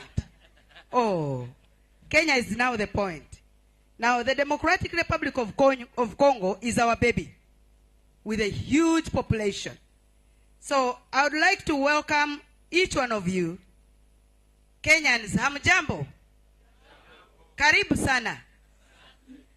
We are trying to learn Swahili as Uganda, together with our friends from Rwanda, because we are still behind in terms of language of trade, which is Swahili. The South Sudanians are also following us. I would greet them, Assalamu alaikum wa rahmatullahi wa barakatuh. I would also greet our friends from Tanzania, Shukran, because Shukran, karibu sana. You are the fathers of Swahili. And as cabinet, we've started, for your information, having lessons from 9 a.m. every Jumatatu. Jumatatu is Monday, right? I think I'm now capturing these things. Jumatatu, we are having lessons from 8 to 10. So that now we can capture the Swahili language. And we are about to start exams. For our colleagues in Burundi, I would say Amahoro. Amahoro is a kind of greetings, giving greetings to them. And for the rest of the countries, which speak French. Bonjour. Comment ça va? I come from the neighboring Democratic Republic du Congo, which gives me an opportunity to speak French, a little bit of it, though not all. I want to congratulate Kenya today for the day that you've really made lively. I'm wondering how Ugandan Day was, because I was outside the country. I wanted to admire this one and say if we could get a chance and get another Ugandan Day. But I think the days have gone. We may not have a chance to get to. We would challenge you because we have more dance serious than this one. But you've really made it lively.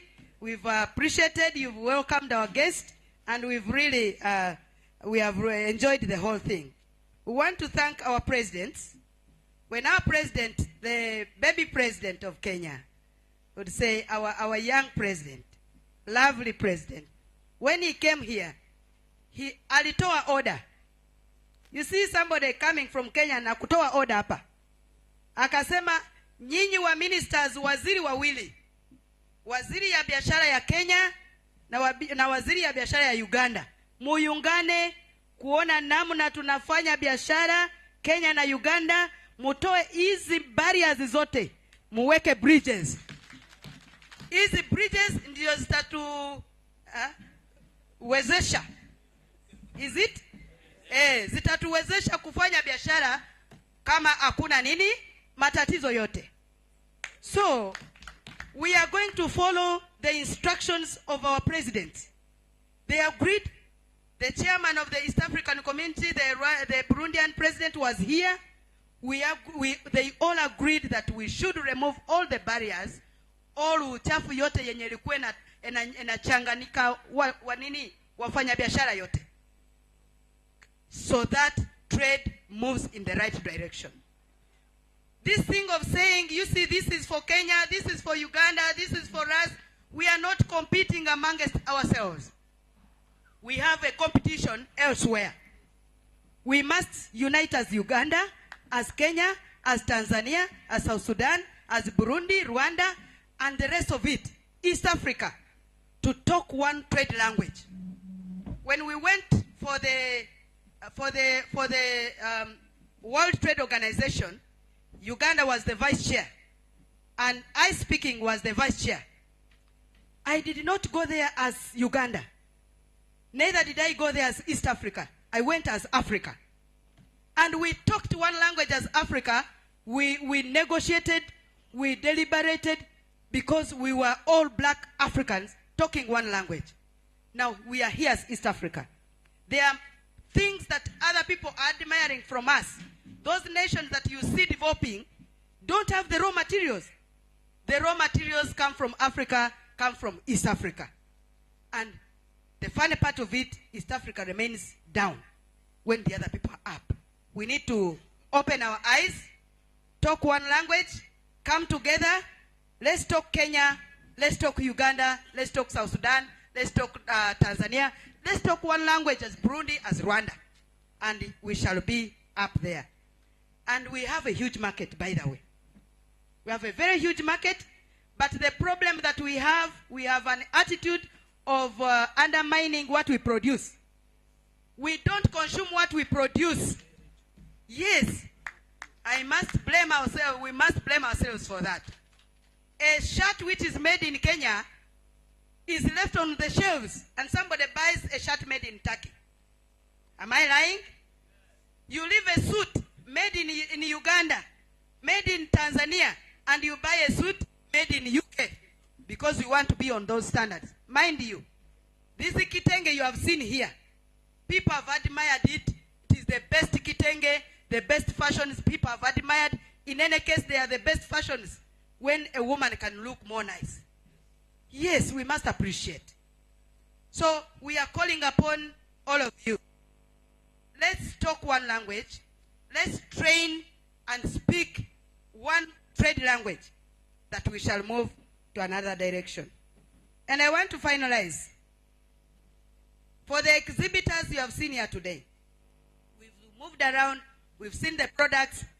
The only thing that our colleagues are challenging us on is that we can produce, but we don't add value. The value that we are adding is not enough. We need more technologies. I've seen universities coming up with the technologies. I've seen exhibitors coming up with the new technologies. We must pick these ones, my colleague, and advance to the level of our colleagues elsewhere. Recently, we were in Vietnam. What they are doing is just thinking. They think about something and do it. For us, we think about something and leave it on table.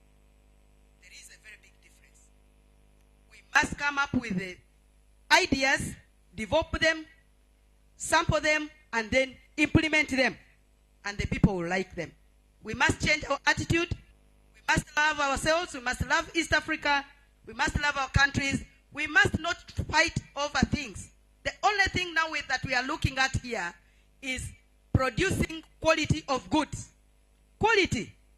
Because the European market was blaming us because of quality. Handling. And this one, I'm happy that East Africa has come up with the ways of handling, post-harvest handling, drying of our products, and then at least adding a little bit of value. I appreciate that. And with our bright president, we shall go to another level. I know I may speak and end the whole day. Today's Kenyan Day. I just came to celebrate with you. I came to jubilate with you. I came to join you because I love Kenya. Anyway. Now, with the language issue, you gave me a solution. Kenyans, the Rwandese are struggling to learn the language. But you know what teaches the language most is marriage. Yes. Rwandans are very beautiful. Burundians are very beautiful. Ugandans, very beautiful girls, by the way. I used to be beautiful also, but I've grown old. Yes. We must intermarry. We must mingle. Mingling in any way, using any mingling stick. And we do what? We learn the languages. We must mingle. We must mix. So that the language, even if we go to class, even if we do what? Because we have the curriculum here. We study Swahili from P1 to secondary. But we've not yet captured it. We need to practice it. Because without Swahili, we are going nowhere. We must learn, we must practice, and I want you also to encourage. Send us more teachers. Send us more men to marry our women. We send you more women so that now we can mix. For God and my country, I would like to welcome you the last and once again and tell the exhibitors to enjoy Uganda, move around Uganda, go to areas where you have never reached, tour, because tour, we have the best tourism also, the part of Africa, you know, the gorillas, the pygmies, the hot springs, and all that. Greetings to our colleagues. This is the first one in Uganda. We are going to arrange the second one. Please, when we call you, come and join us. And organize more. As the new ministers, we need to exchange more, talk more of trade, open more, talk to the people, so that people now feel free to interact with us. We should open our offices. Let's not be too more bureaucratic so that people can fear us. We should open our offices so that people can reach us and bring challenges. And with those few remarks, I would like to welcome you on the podium and talk to your people and enjoy Uganda for God and my country. For the spirit of East Africa.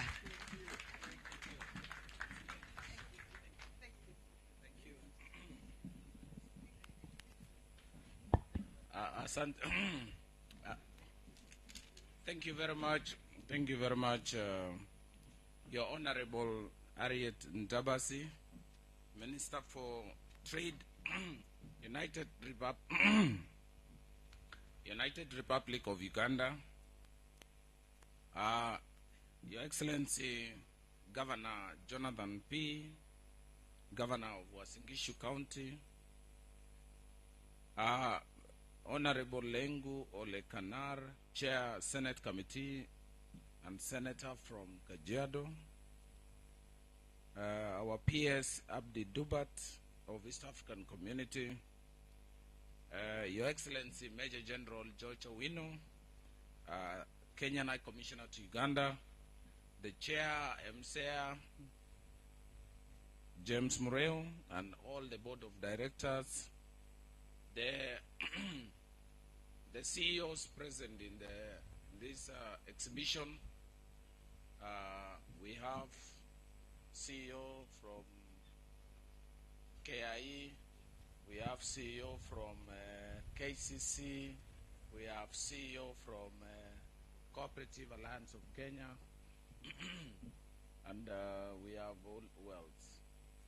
Yeah, from Youth Fund, and all protocols observed. Good afternoon. I don't know what has happened with my voice. Before I make a few comments, I want to first and foremost to appreciate the hospitality extended to us by the minister and the people of Uganda in our tour since we arrived yesterday. I want to thank you, Mheshimiwa. I want to appreciate you, and thank you very much. I don't know.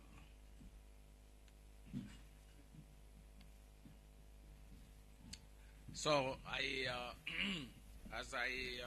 before I make a few comments or I make my remarks, allow me to invite the chair of the Senate Trade Committee, Honorable Lengu Olekana, to make his remarks, and thereafter I'll also invite the governor of Wasingishu, His Excellency Jonathan B., to also make his remarks, and then I'll close with a few remarks. But I can say we are very excited as a country today, being our day. I've seen the excitement, the dance, the joy, artworks, and the beautiful walk around here, the showcasing of our products that we've seen. We are very happy as a country to have been hosted here in Kololo airstrip, and on behalf of our president and the people of Kenya, we appreciate that hospitality, Honorable Minister. So allow me to invite Honorable Lengu Olekanar, Senate and Chair of the Trade Committee, who will take the podium and introduce the senators who have accompanied us to Uganda as a demonstration of their commitment of not just the executive, but also the legislature in promoting micro and small enterprises in Kenya. Karibu Mheshimiwa.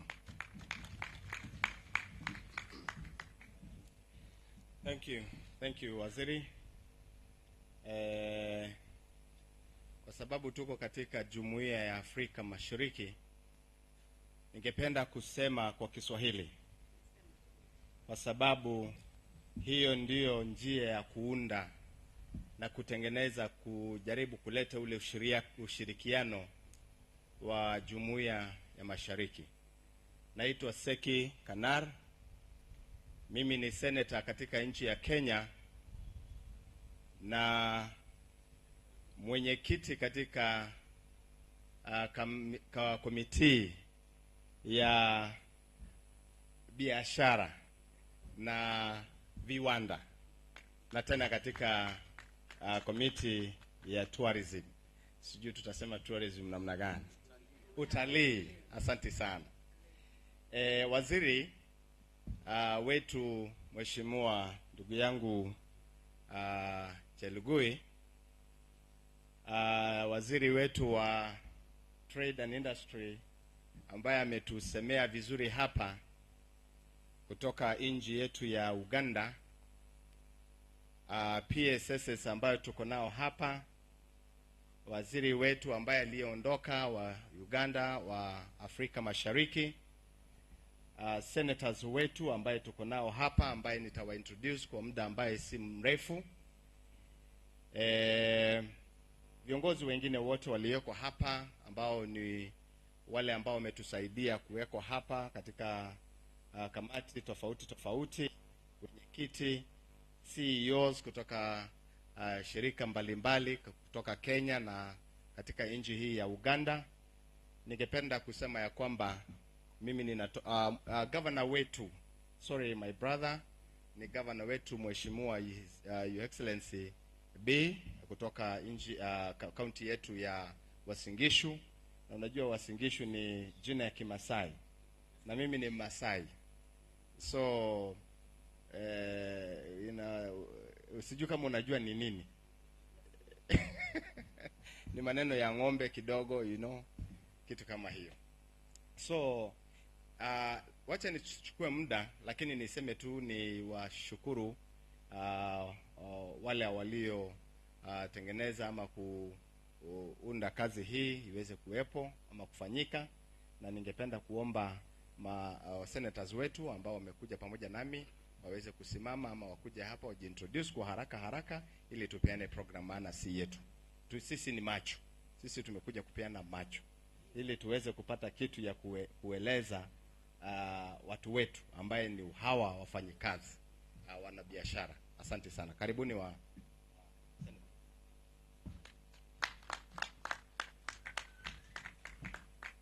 Asante Chairman. Ni Senator Danson Buya Mngatana kutoka County ya Tana River. Asanteni sana. Habari zenu. Naitwa Senator Hezena Lemalitan kutoka County ya Samburu, na pia sisi wote ni members wa the Trade Tourism and Industrialization Committee. Tumefurahi kuwa hapa. Waziri wa Uganda, habari zenu wanajumuiya wa Afrika Mashariki. Kwa majina ni Betty Montet, Senator kutoka Kajiado County. Waziri na wageni waheshimiwa wote na ndugu zangu wote, hamjambo. Jina langu ni Okia Omtata Okoiti, Seneta wa Jamhuri ya Kenya aliyeteuliwa na watu wa Busia. Asanteni sana. Asante. Kwa nini mmempigia Omtata makofi?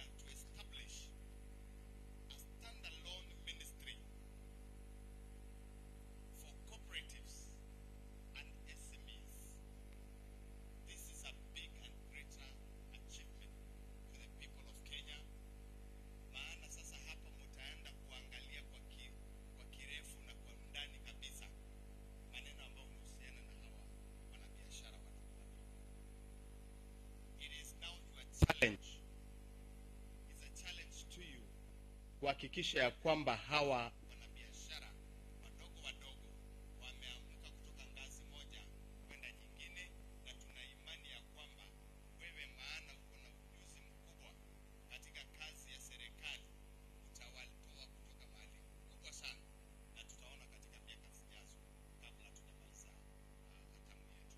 Tuna imani na wewe waziri, na kwa sababu mwenzako aliyeondoka hapa pamoja na mheshimiwa hapa waziri wa Trade and Industry katika nchi hii ya Uganda amesema ya kwamba mtakaposhikana kama ile kikundi ama focus yenu ya mawaziri katika East Africa, tutaona mambo mengi ambayo tutashuhudia katika hawa watu ambao wanafanya biashara ndogo. Tunataka tuwaombe ya kwamba muende kufanya kazi ambayo itafanya hawa watu wasiwe wanakaa tu hapa miaka nenda rudi. Tunataka development na progression katika watu hawa. Tunawaomba jaribuni kufanya jambo katika hali ya kuwa support, hata kuhakikisha kwamba products zao zimechukuliwa na Wakenya, wa Uganda na watu wa Tanzania kwa jumla, ili waweze kupata ile empowerment yenu, na tutawashikilia katika sheria. Kama kutakuwa na jambo mnahitaji, we will definitely sponsor support any legislation that we may need so that this progression ya hizi kazi ziweze kwenda mbele. Ya mwisho ni maneno ya hizo barriers. Kamati yangu hapa ya Senate na National Assembly Kenya tumeongea na co-partner wangu katika National Assembly. Tutaenda kwa kila inchi ya Uganda National Assembly, inchi ya Tanzania National Assembly, kuhakikisha ya kwamba hizi barriers na kuongea pamoja na East African Parliament kuhakikisha kwamba hizi barriers tumezitoa na kuweka sheria ambayo inatakikana ili mambo iendelee vizuri katika hawa watu. Hakuna haja kama mwenyewe waziri anaweza kuwa na shida ya katika boda zetu Tanzania na Mbanga ama hapa Ngoma ama mahali kwingine, na common mwananchi atakuwa anafanya kazi gani? Itakuwa ngumu sana, na ndio sababu tuna shida. Waziri jana tulipata hapa, tulitembea hapa kote na tukapata ya kwamba kuna watu wanatengeneza jiko pale Busia na Kisumu na Nakuru, lakini wanaleta tu mpaka kwenye boda, alafu kutoka hapo watu mwanabiashara kutoka Uganda na kuja hapa anachukua na wanapitisha hapo kando kando, maana barriers zetu ziko mingi, zinawafinya watu wetu, na bado tunasema kwamba hii ni East African Community na tutakuwa na ushirikiano mzuri, lakini tuko na mashida mengi. Haya tutasema ya kwamba sisi tutaingilia kati, tutaenda katika kuhusisha speakers wetu wa nchi zote ili tuhakikishe ya kwamba, that is why we are here. We want to witness ourselves so that at least going forward tuone ya kwamba wanabiashara wetu wadogo wadogo wameinuka na wamefanya kazi nzuri. Asanteni sana, sitaki kusema kuzidi hapo. Mheshimiwa, karibu sana, tunawashukuru na tuko na imani kubwa na wewe. Asante sana. Thank you. Asante sana seneta wetu. Kwa hivyo ni kigumu ni nafasi yangu sasa kumulika gavana wetu wa jimbo la Uasin Gishu, His Excellency Jonathan B. Karibu sana. Asante sana waziri, wacha tukuheshimu kusoma sababu imeandikwa itanakiliwa siku ingine, miaka zingine baada ya sisi kutoka wasoma. That's why we got speeches, written speeches. The guest of honor, East Africa, EAC officials present, EAC member states, government officials, Excellency Governors,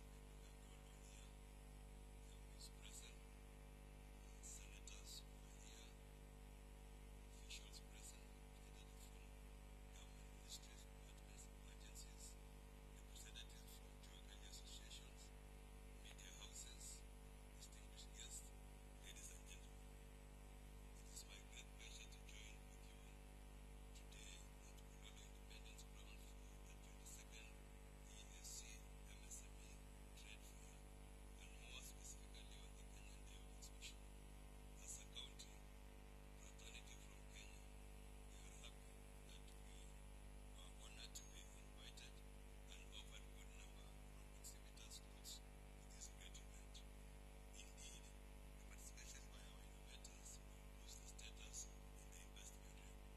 Ladies and gentlemen, Uasin Gishu County was privileged to host the 18th edition of the exhibition that saw more than 2,500 MSMEs from the then 6 East African Community countries or member states exhibit, and which attracted a huge traffic that made it possible for the innovators to showcase and sell most, if not all, of their wares. Ladies and gentlemen, this 22nd East Africa exhibition that ran from 8th to 18th December 2022 at the Kololo Independence Grounds, whose theme is By East Africa to Build East Africa for Resilience and Development, provides a platform and a unique opportunity to provide and promote our micro, small, and medium enterprises that have the potential to develop into large business enterprises that are competitive and sustainable. The lack of accurate information and access to cheap credit has denied the Juakali sector the ability for innovation technological development, resource utilization, proper investment choices, and adequate market information. Therefore, there is need for counties and EAC member states to enhance access to credit and implement robust capacity building strategies to provide the SME sector with the right tools for growth and sustainability. The SMEs will leverage on the exhibition to promote products made in the region and expand their market reach within the region. Through this event, the entrepreneurs will be equipped with vital marketing skills to penetrate the East African market and beyond. The promotion of information sector is a viable and dynamic strategy for achieving regional goals, including employment creation, poverty alleviation, and integration. It is my hope that this trade fair has yielded and will yield robust local and regional business opportunities, thereby bridging the gap of unemployment over diverse communities. Secondly, it enhances the transfer of technologies and promotion of the integration process in the region. It also tries to endeavor to tap and build capacity of entrepreneurs with unique, competitive, and locally made products, and also provide an opportunity to MSCs for product design, development, and improvement. In conclusion, I wish to thank all exhibitors participating in the 22nd East Africa Community MSME Trade Fair for demonstrating the true meaning of working region. Let me emphasize that MSMEs are an integral part of the economic development, and I am happy to note that they have taken full advantage of the platform that has been provided in this expo to increase their earnings and technology transfer. I now wish to take this opportunity to thank all involved in organization of this successful 22nd edition of East African Expo, and those who contributed towards making this event a success. I will also take this early opportunity to welcome you to Issue County tentatively meet next year for an investment conference and trade fair. I wish you a Merry Christmas and a wonderful festive season. God bless you. Kwa Kiswahili kidogo. Kwa sababu ya waziri wetu hapa na wakaji wa East Africa, nataka niseme sisi ni ndugu na ni jamii ya nchi ngapi sasa? 7, na tunaendelea kusaana. Tunaweza kuwa nchi karibu 10 kwa sababu tunaamini kwa kusaana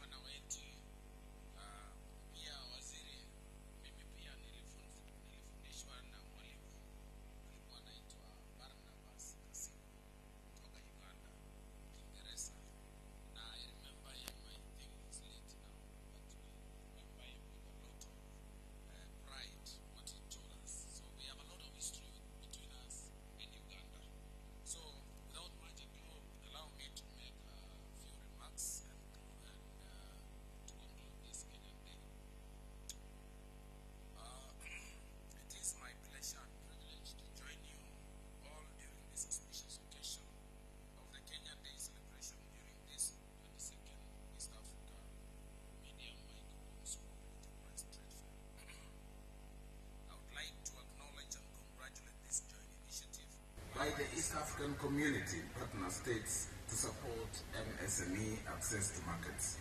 The EAC MSMEs Trade Fair is a clear sign of efforts and progress made to scale the MSME sector over the last 22 years.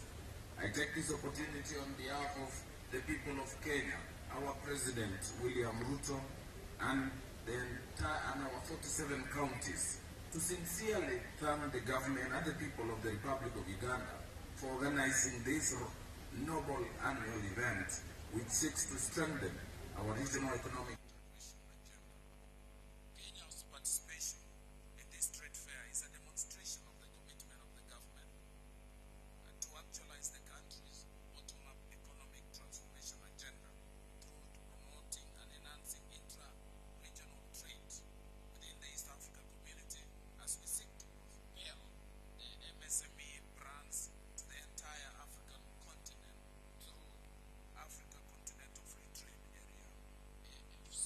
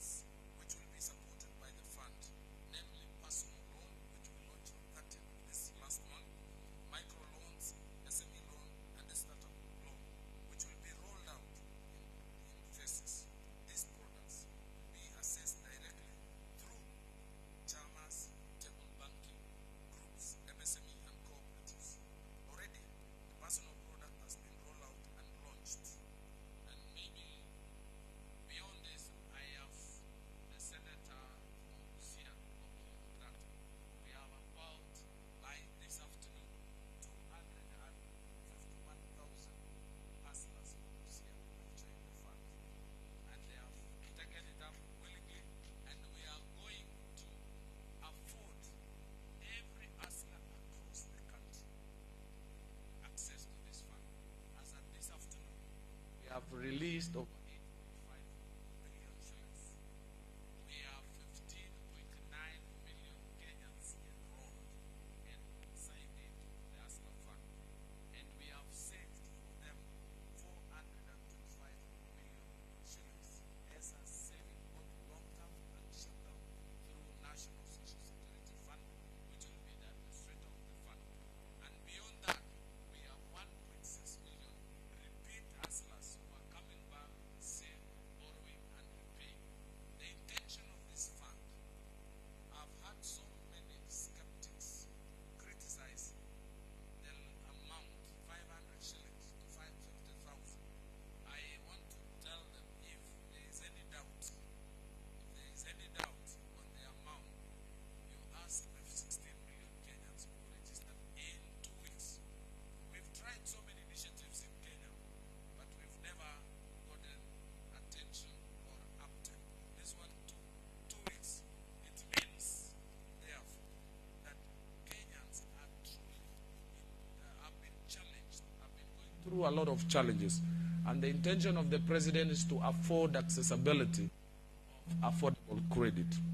So, in conclusion, we will be rolling out the micro loan, which will support, whose range will be between 100,000 Kenya shillings to 2.5 million Kenya shillings, and it will be delivered to cooperatives, to chamas, to societies, and to groupings, even the women groups. So I'm asking Honorable Chair, Senator Olelengu, to now mobilize our people at the grassroots. We will facilitate the registration of cooperatives, societies, women groups, to form them, to prepare them to take up this facility. This is the first time that securities, title deeds, chattels like vehicles are not required. We want to build credit evaluation based on scores, based on ability, on integrity, on behavior to borrow and pay. And in future, you will be able to borrow even beyond, even 10 million without the security. This is the direction we are taking. So we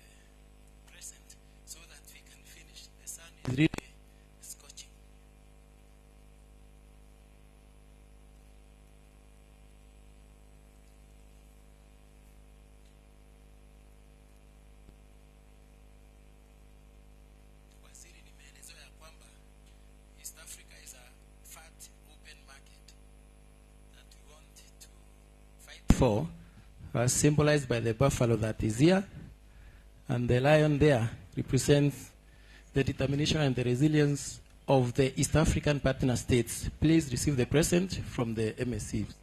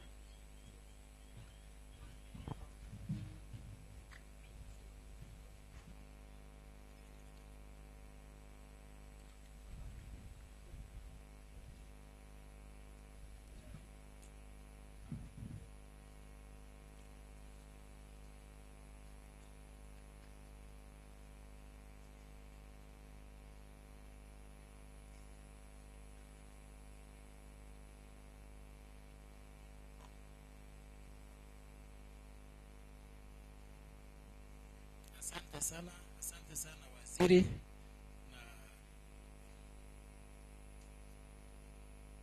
Asante sana waziri, na kwa sababu ya ukarimu wa Wakenya, waziri wetu kutoka Uganda wa biashara na viwanda, na zawadi yako pia, tunaomba waziri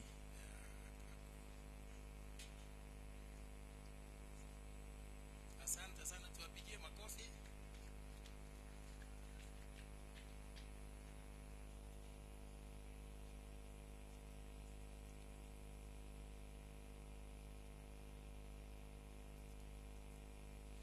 Thank you.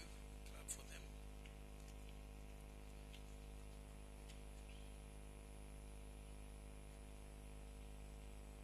Asante sana. Finally, waziri, we have the Kenyan dinner today in the evening, starting at 6 o'clock.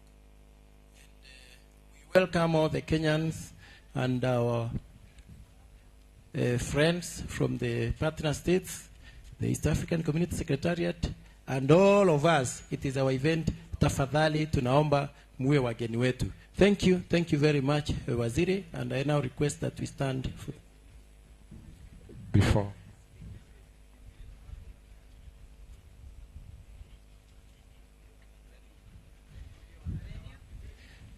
The venue for the dinner? Caroline, the venue for the dinner? Africana Hotel. Hotel Africana, that is where we have our dinner in the evening.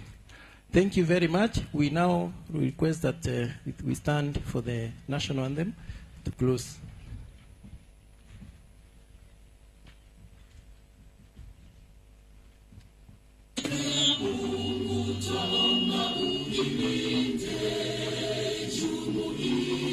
Afrika Mashariki, tuwezeshe kuishi kwa amani, tutimize na malengo yetu.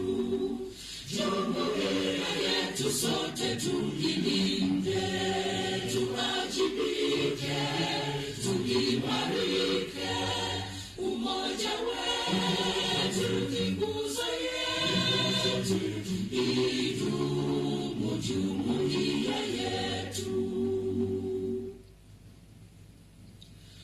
Uzalendo pia mshikamano viwe msingi wa umoja wetu, na tulinde uhuru na amani, mila zetu na desturi zetu. Jumuiya yetu sote tuilinde, tuwajibike, tuimarike, umoja wetu ni nguzo yetu, idumu jumuiya yetu.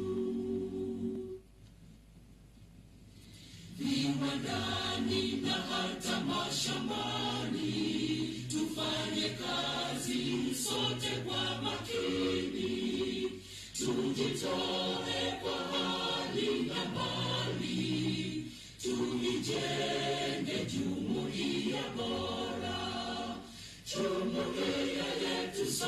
tuilinde, tuwajibike, tuimarike, umoja wetu ni nguzo yetu, idumu jumuiya yetu.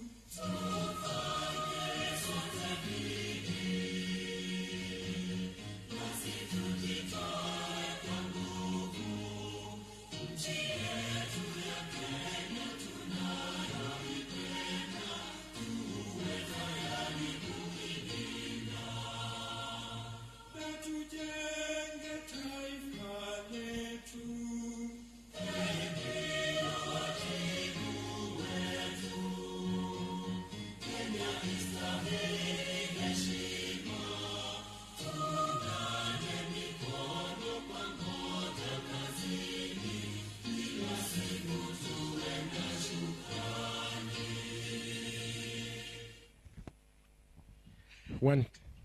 Asante. Asante. Thank you very much.